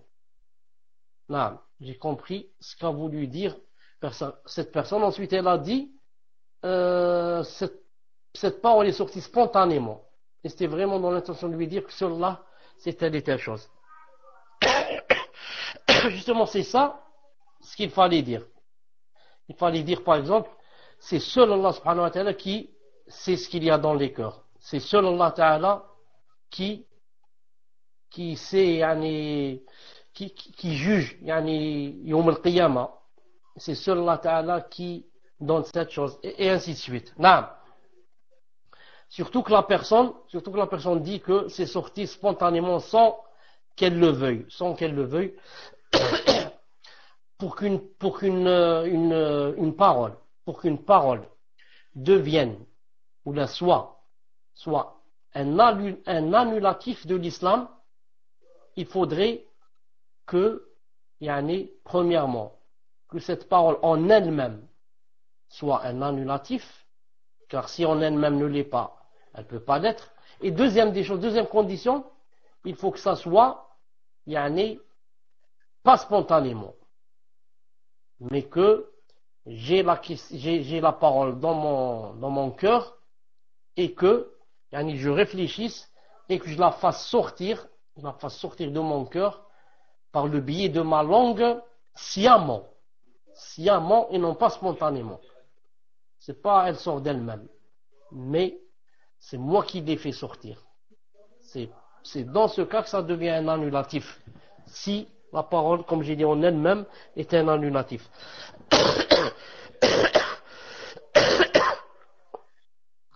Et même déjà j'ai des doutes. Quand on dit à quelqu'un lui tu es Dieu, j'ai des doutes qu'en elle-même cette phrase soit un annulatif. Parce que on ne veut pas dire à la personne que est-ce que tu es Dieu, réponds-moi. Non. Mais on veut lui dire que tu ne l'es pas. On veut lui dire que tu ne l'es pas. Même si de préférence on évite une phrase pareille, mais je dis à la personne que c'est pas ce qu'elle voulait dire d'un côté et de l'autre, elle l'a dit spontanément, sans le vouloir. Donc le maximum à cette personne, c'est qu'elle dise plus cette phrase et qu'elle l'évite, et que le mu'min, le croyant, le pieux, doit toujours choisir les phrases qui sont les plus adéquates avec l'alfaz al-nabawiyya, al-mustafawiyya, comme dit Ibn Taymiyyah, et shar'iyya. Naam. Wallah Azza wa Jal a'lam. Tfadlal. Donc nous allons passer à la 10e question. Question numéro 10. Et dernière question. Qu'Allah vous préserve, ya Cheikh, ainsi que les admins. Amin. Lors d'un précédent cours, vous nous avez expliqué que le mot kursi veut dire repose-pied ou piédestal. Mais dans beaucoup de livres de Aqidah, on traduit ce mot par trône. Dans un extrait de Da'wa numéro 1288 de Cheikh Ibn Baz, il est traduit par trône et non par piédestal. Est-ce une mauvaise traduction de l'arabe ou pas? Barakallahu fikum ya Cheikh. Jazakallahu khair ya Cheikh. Tfaddal. Oui, c'est une mauvaise traduction, très mauvaise et fausse. Et je suis sûr que Ibn Baz, rahimahullah ta'ala, et j'ai lu ça, et je suis sûr que Ibn Baz, rahimahullah ta'ala, n'a pas été au courant. Et on ne lui a pas dit comme ça en arabe, voilà, on a traduit ça par arsh. Si on lui a dit arsh, il aurait dit non, c'est pas arsh. Mais il a dû faire confiance au traducteur. Et on lui a dit que c'était un bon traducteur de Al-Sunnah al-Jama'a, il a dû lui faire confiance. Non, sinon, c'est une très mauvaise traduction. La plus mauvaise qu'elle soit. Non. Donc, voilà. Aujourd'hui, spécialement, si vous voulez, on va ajouter, Inch'Allah Ta'ala, 5 autres questions. On va ajouter 5 autres questions, bi'iznillahi ta'ala. Tfaddal. Bon, cher, le temps que les questions arrivent, j'ai une question que le frère Habib a eue par une personne, donc je vais la lire. Elle est un peu longue. Donc, salam alaikum, j'étais une personne accrochée à ma religion, plein de certitude, et par la suite, j'ai eu un appartement, j'ai vécu seul, je me suis plus isolé dans la solitude, et de plus, j'ai appris beaucoup et écouté le mal et les péchés des musulmans. Ça m'a beaucoup anéanti dans ma psychologie, sensibilisé à point. Je suis devenu paranoïaque et je déteste beaucoup les musulmans, à l'apparence de la sunna à cause des problèmes. Je me dis des choses dans ma tête, je doute d'eux, j'ai plus de confiance et dégoûté. J'ai eu une autre image de la réalité, car à la base, je suis une personne très sensible et très bonne dans la bonté. Et le fait de savoir tout ça m'a détruit moralement, ça m'a éloigné de la jama'a et je reste seul chez moi. Et j'ai contracté une phobie sociale due à la solitude. J'ai commencé à faire des péchés chez moi, comme délaisser la salat, etc., à cause de l'isolement, de rester seul. Ça a contracté des waswas, doutes, je ne fréquente plus les gens, car je me sens très mal devant les gens. Quand je sors, j'ai automatiquement des gros waswas, je me sens très mal et mon comportement change. veuillez me conseiller, cher, qu'Allah vous comble, barakallahu fik. Juste si je peux rajouter quelque chose, la cher, c'est pas très logique, donc je pense que la personne doit être peut-être touchée, car elle dit qu'elle déteste les musulmans par rapport à tous les péchés qu'ils commettent et ainsi de suite, ceux qui ont l'apparence de la sunna, mais après elle-même a commis des péchés. Donc, Wallahu a'lam, ya cher, vous allez nous dire ce qu'il en est, mais je pense que la personne doit être touchée, Wallahu a'lam. Tfadal, ya cher. Une seconde, Inch'Allah Ta'ala, on va reprendre les questions-réponses dans 2 minutes ou 3, Inch'Allah Ta'ala. Salam. Naam, cher, tfadal. Wa alaykum salam wa rahmatullahi wa barakatuh. Donc, juste, je voulais rajouter quelque chose par rapport au cours de cher. Donc, les cours sont le lundi, le mercredi et le samedi. Donc, dorénavant, ça sera soit 18h45, voire 19h, comme nous a dit cher tout à l'heure. Qu'est-ce que je voulais rajouter? Il y a une chaîne Telegram, il y a le Twitter, donc Akhi Fawzi, ou un autre admin, si vous pouvez mettre tout cela sur la room. Il y a aussi le site de Cher. Naam, il y a Akhi Habib. Donc si quelqu'un peut mettre les liens, barakallahu fikum. Donc par rapport à cela, il y a Akhi Habib, on avait dit j'ai eu un message donc on avait dit de bloquer vos PV. Il faut bloquer vos PV. Donc comme avait dit Cher, on vous demande de bloquer vos PV. Après, si les personnes se font embêter, nous on n'est pas responsable parce qu'on vous dit de bloquer vos PV. Donc pour bloquer les PV, Akhi Fawzi, si tu veux bien autrement je vais le faire, ça va être donc il faut aller dans Messenger, préférences. Lorsqu'on est dans préférences, il faut aller sur privacy option, et là on met juste allow contact list. Donc pour message pour privatage, on met ce que j'ai dit juste à l'instant. Barakallahu fikum. Donc pour message pour privatage, on met ce que j'ai dit juste à l'instant. Barakallahu. Donc ya Cheikh, vous êtes prêts?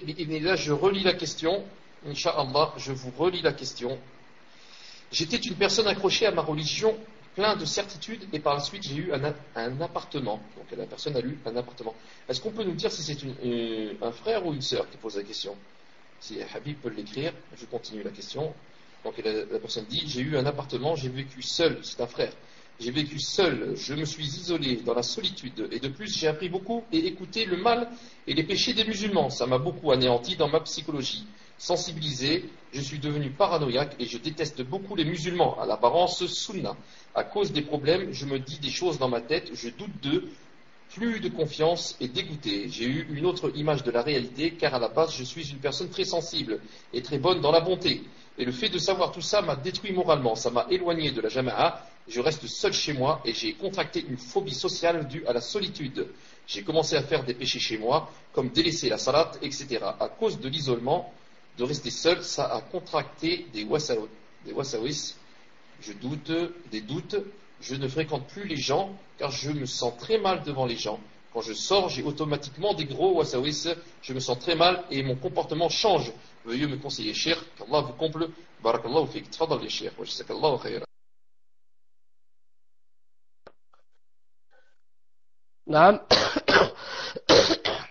Il y a 2 choses très importantes ici à dire. La première, c'est que Allah subhanahu wa ta'ala nous a ordonné de suivre l'islam et ne nous a pas ordonné de suivre les musulmans et de les prendre comme modèle. Donc lui, quand il voit les musulmans faire ceci, cela, ça doit l'attrister. Ça nous chagrine quand on voit un musulman, surtout s'il a l'apparence de la sunna, il fait telle et telle chose. Là, on voit une sœur avec djilbab, etc., elle fait telle et telle chose. Ça nous attriste, ça nous chagrine. Mais alhamdoulilah, ce n'est pas mon modèle. Ce n'est pas elle ou l'autre qui sont mon modèle. Mon modèle, c'est qui? C'est le prophète sallallahu alayhi wa sallam. لَقَدْ كَانَ لَكُمْ فِي رَسُولِ اللَّهِ إِسْوَةٌ et uswatun hasana. Donc c'est le prophète sallallahu alayhi wa sallam. Et à la rigueur aussi c'est les sahaba radiyallahu ta'ala anhum. Mais ce n'est pas n'importe qui.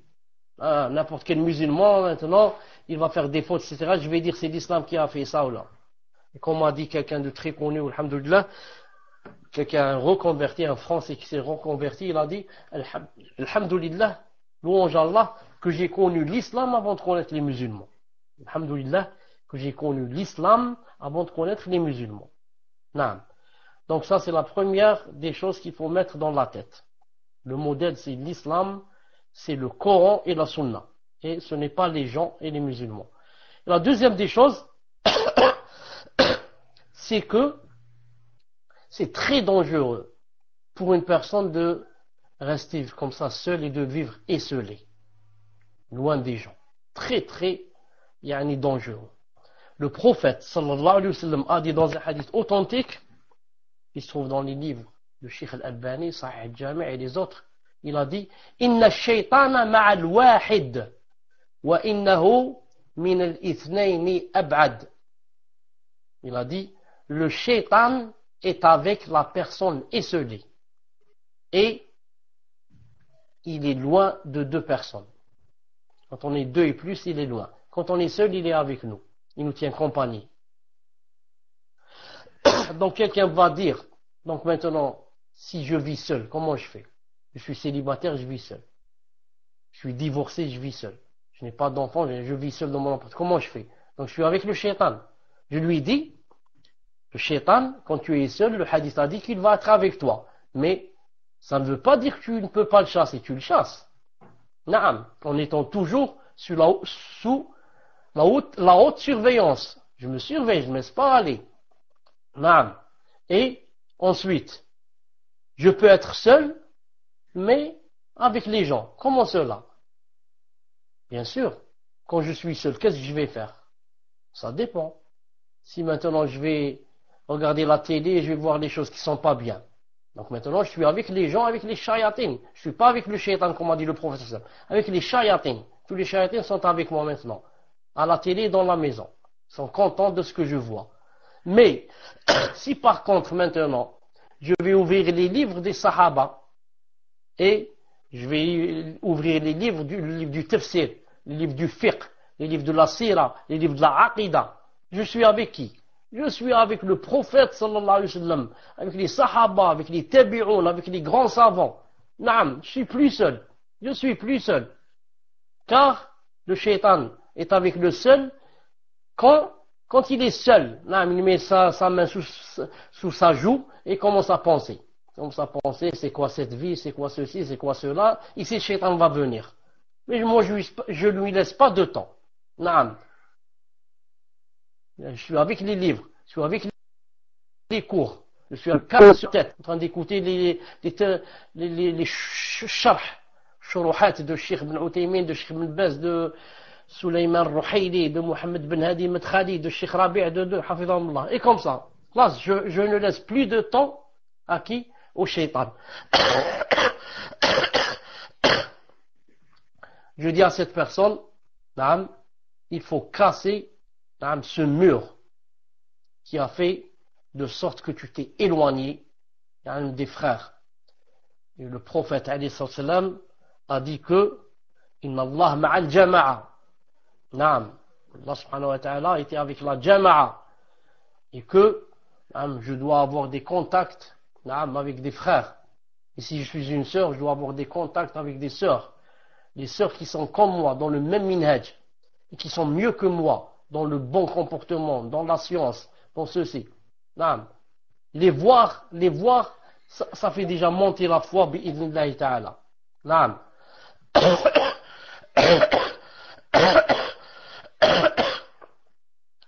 Donc, voilà en général, comment qu'on doit faire, ne pas rester seul et en même temps avoir des contacts, avec des contacts très souvent, avec les frères et les sœurs, bi'idhnillahi ta'ala.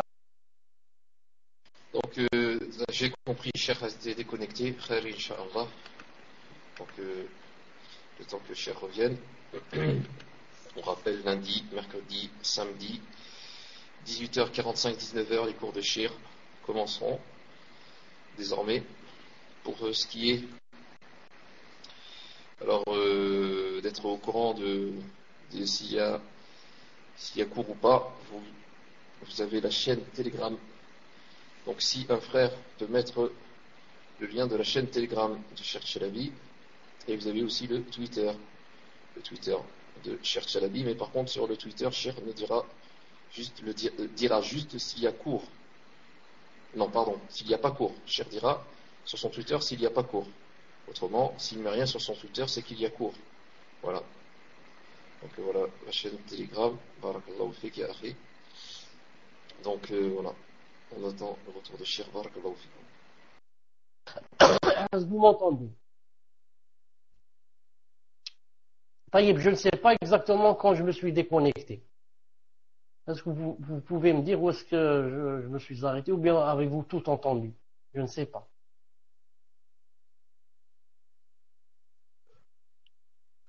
Et voilà. C'est-à-dire que la personne ne doit pas ne pas avoir de contact. Les contacts, avec les frères qui sont comme nous et mieux que nous, c'est très important. C'est très important. C'est très, très important.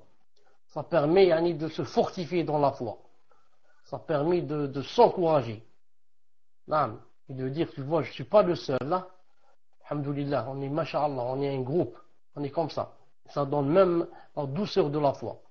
Et quand on s'en détache, on va dire, je vais adorer Allah seul, je vais fermer la porte de ma chambre et adorer Allah subhanahu wa ta'ala seul, je ne veux aucun contact. La plupart du temps, on ne peut pas continuer. La plupart du temps, on ne peut pas continuer. Et petit à petit, on commence à délaisser les choses, ensuite à grouper entre la salade, ensuite à délaisser la salade carrément. Allah subhanahu wa ta'ala nous aide. Tfaddal. Jazakallahu khayran, Cheikh. Donc nous allons passer à la question numéro 12. Qu'Allah vous préserve, Cheikh, comment faire pour se repentir d'un vol, d'une chose haram. Exemple, une personne vole de la drogue et la vend. Que doit-elle faire?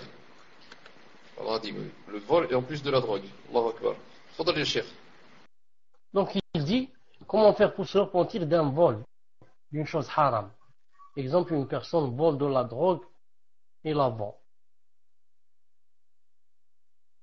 Je crois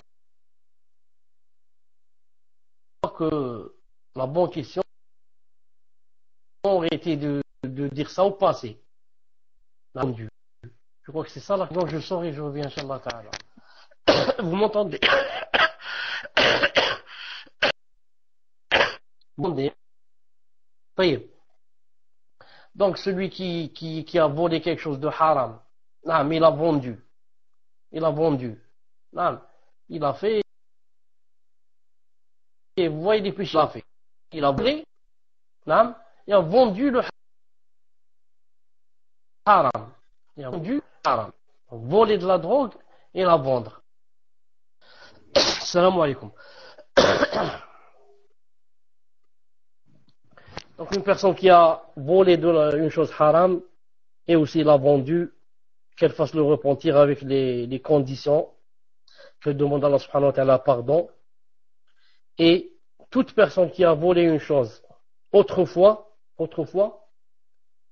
et que cette chose est toujours chez elle, elle doit la rendre à la personne.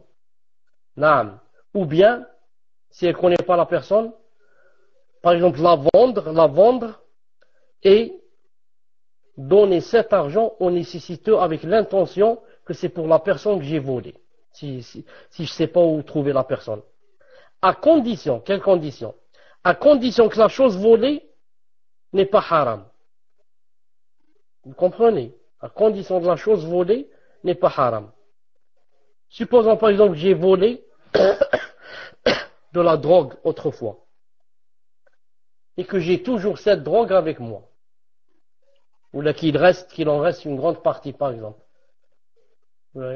et je viens de faire tauba maintenant. Est-ce que je vais rendre la drogue à cette personne? Je n'ai pas le droit de la lui rendre.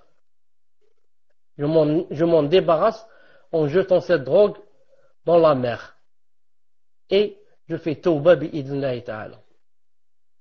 Mais si par contre, la chose que j'ai volée c'est halal, j'ai volé un téléphone, j'ai volé un ordinateur à quelqu'un, une montre, qu'est-ce que je fais?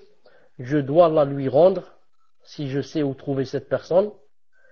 Si je ne sais pas où trouver cette personne, ni je connais ses héritiers, si cette personne est morte, je ne connais personne.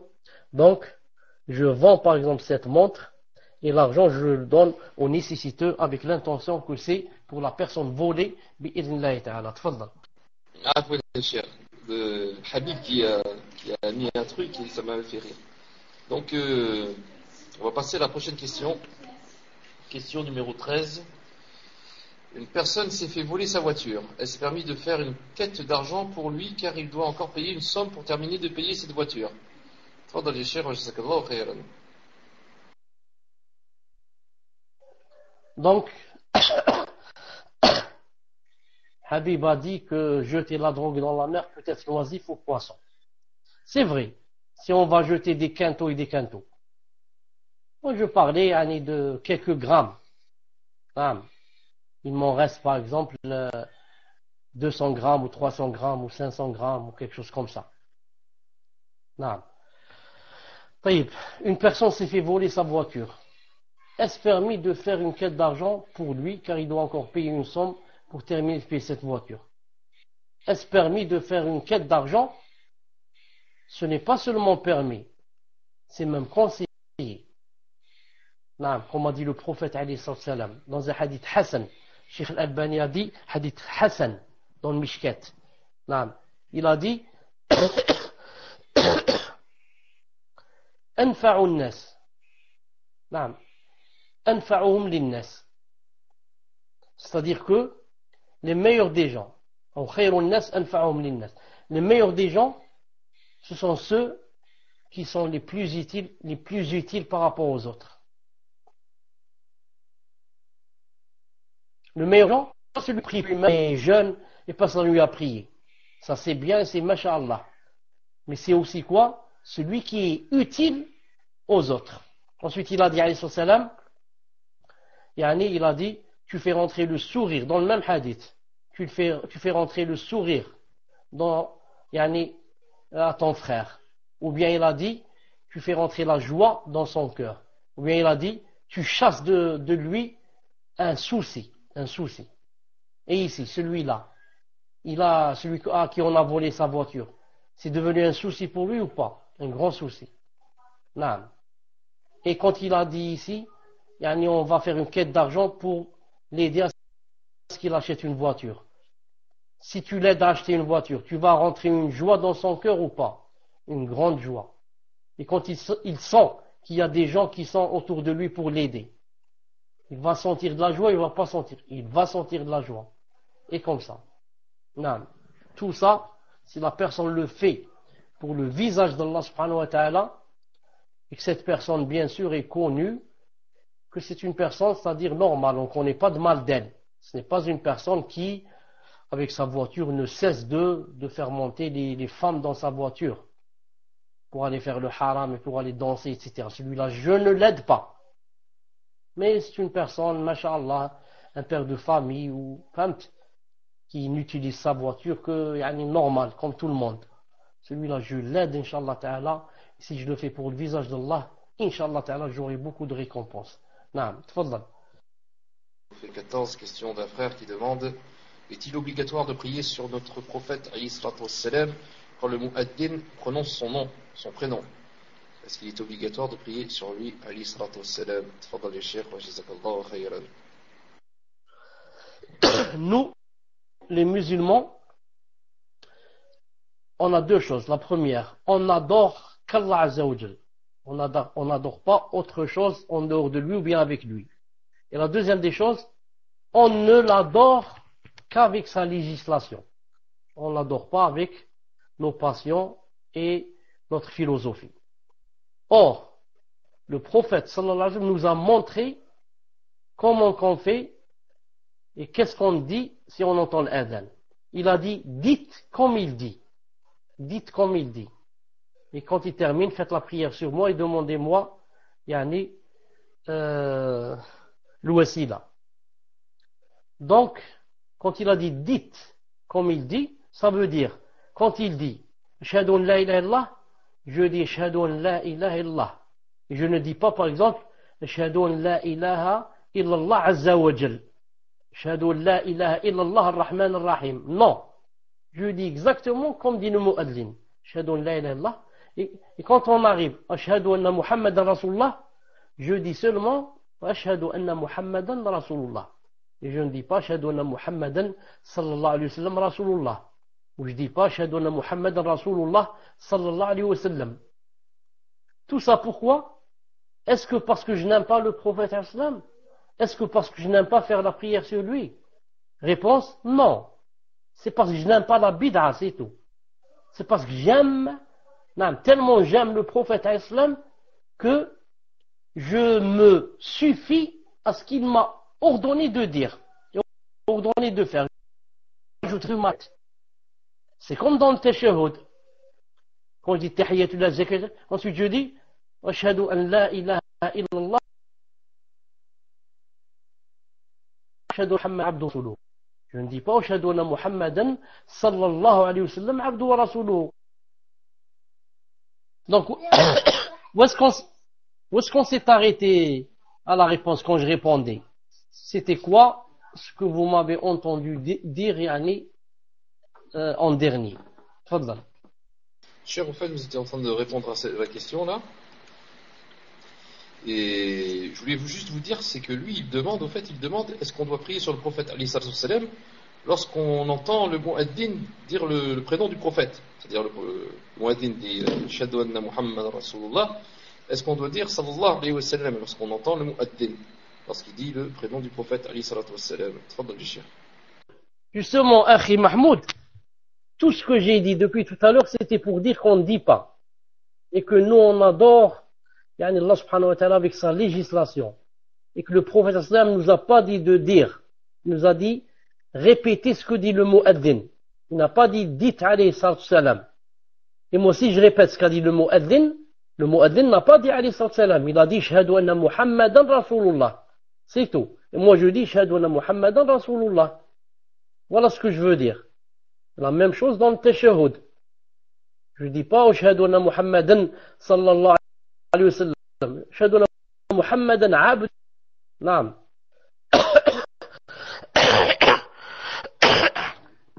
Même cette chose dans le tashahhud, on l'a dit à Abdullah ibn Abbas.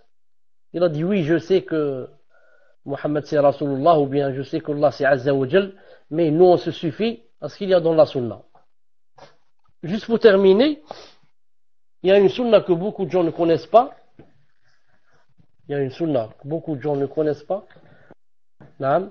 C'est que quand j'arrive dans le mu'adhan, quand il dit shahadu an la ilaha illallah, et aussi quand il dit shahadu anna Muhammadan Rasulullah, c'est permis, au lieu de répéter, au lieu de dire la même chose, c'est permis de dire wa ana.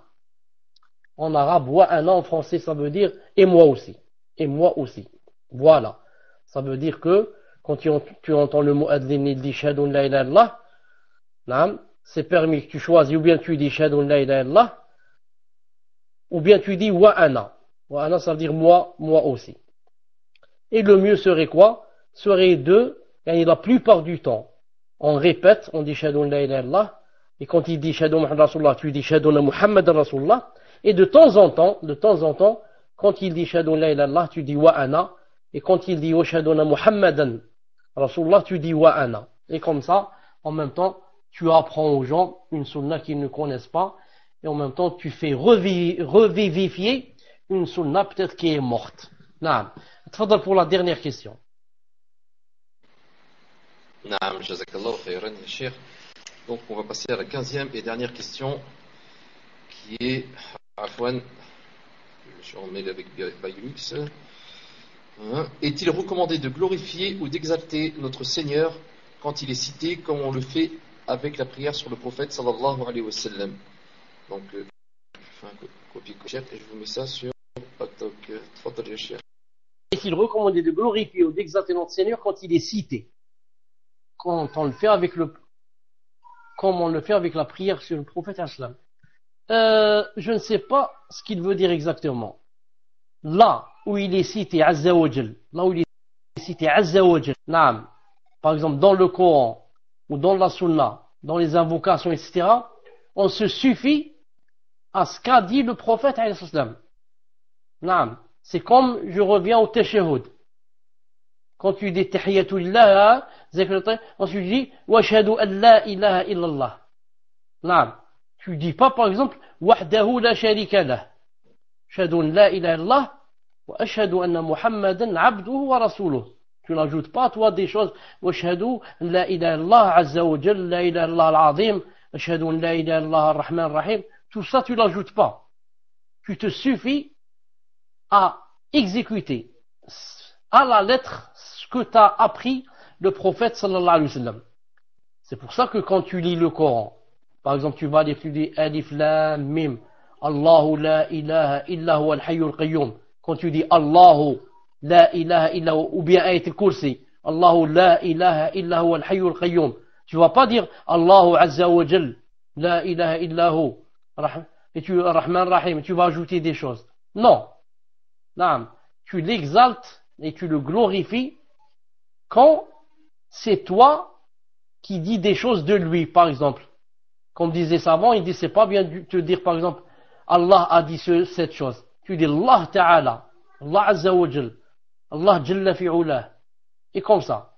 C'est-à-dire quand c'est toi qui dis des choses, c'est toi qui parles de lui, Azza wa Jal. C'est toi qui as écrit quelque chose de lui, Azza wa Jal. Tu dis pas seulement Allah, tu dis Allah Azza wa Jal. Allah, Naam, Jalla fi'ulah. Et comme ça. Mais si par contre c'est du Coran ou bien c'est des hadiths et des invocations, on se suffit à ce qu'il y a sans rajouter d'autres choses, bi'idhnillahi ta'ala. Naam.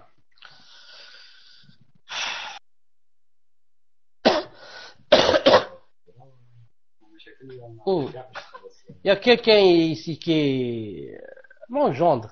Mon beau-fils. Kif. Mon beau-fils. Là, qui vient de me dire une chose, il m'a dit que...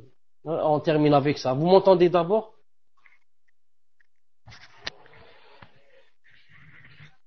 Alhamdoulilah. Bon, pour l'argent de la drogue, comment la personne doit s'en débarrasser? Car la drogue avait été vendue, mais maintenant il y a de l'argent de la drogue. Et c'est cet argent là que la personne veut savoir ce qu'elle en fait. C'est pas comme ça que j'ai compris tout à l'heure la question. C'est pas comme ça que j'ai compris tout à l'heure la question. Cet argent, Inch'Allah Ta'ala, la personne doit s'en débarrasser en le donnant à des nécessiteux. C'est plein de gens nécessiteux qui n'ont pas d'argent ou bien leur paye ne leur suffit pas ou bien n'ont pas pour acheter les médicaments et comme ça et comme ça. Donc ils s'en débarrassent en le donnant aux nécessiteux bi'idnillahi subhanahu wa ta'ala. Si lui il en garde une partie pour lui, une petite partie, parce que vraiment il rentre aussi dans les nécessiteux, il y en a qui ont dit il peut. Mais à la base c'est pas lui. À la base c'est les autres les nécessiteux. Taïb. Ensuite, puisqu'on parle de nécessité, etc., je disais que mon beau-fils vient de me dire maintenant qu'il y avait, ou bien qu'il y a une sœur en Égypte. Et que cette sœur, les frères ou les sœurs, je ne sais qui exactement, avaient l'habitude de l'aider. Et que ils ont entendu de moi, quand j'ai parlé comme ça en général une fois, que j'ai dit qu'on ne donne pas son argent à une personne qu'on ne connaît pas. Alors ils ont arrêté de l'aider. Et que cette personne maintenant est dans les mashakil. Et n'a plus d'aide, etc. Je dis, je n'ai pas parlé moi de cette personne. C'est pas elle que j'ai visée quand j'ai dit qu'il ne faut pas donner à une personne qu'on ne connaît pas.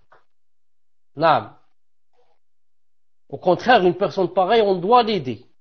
Une personne pareille qui, on sait déjà, a fait hijra, fissabillah, pour aller là-bas, ensuite, on la laisse coincer comme ça. Pourquoi? Parce qu'on ne la connaît pas. Je ne suis pas obligé de la connaître tant que je sais maintenant qu'elle a fait la hijra, fissabillah, et qu'elle porte le djilbab, et qu'elle a besoin d'aide. Si c'était un kafir, je peux l'aider. Un kafir, voilà là-bas un chrétien qui est dans des mashakil, il n'a pas de quoi payer, il n'a pas de quoi manger. Je peux l'aider. Surtout si j'ai dans l'intention que pour lui montrer c'est quoi l'islam. Alors qu'en est-il maintenant, une de nos sœurs ou un de nos frères coincé là-bas, ensuite je dis que je ne le connais pas. Je le connais celui-là. Comment je le connais? Je le connais que c'est un frère. Fillah. Je le vois à la mosquée, je ne connais pas de mal de lui. On m'a pas dit que voilà ce qu'il fait. Non. Et encore, même si on m'a dit voilà ce qu'il fait, et maintenant il est dans ce qu'on appelle le pétrin. Il est dans le pétrin, il est coincé. Non.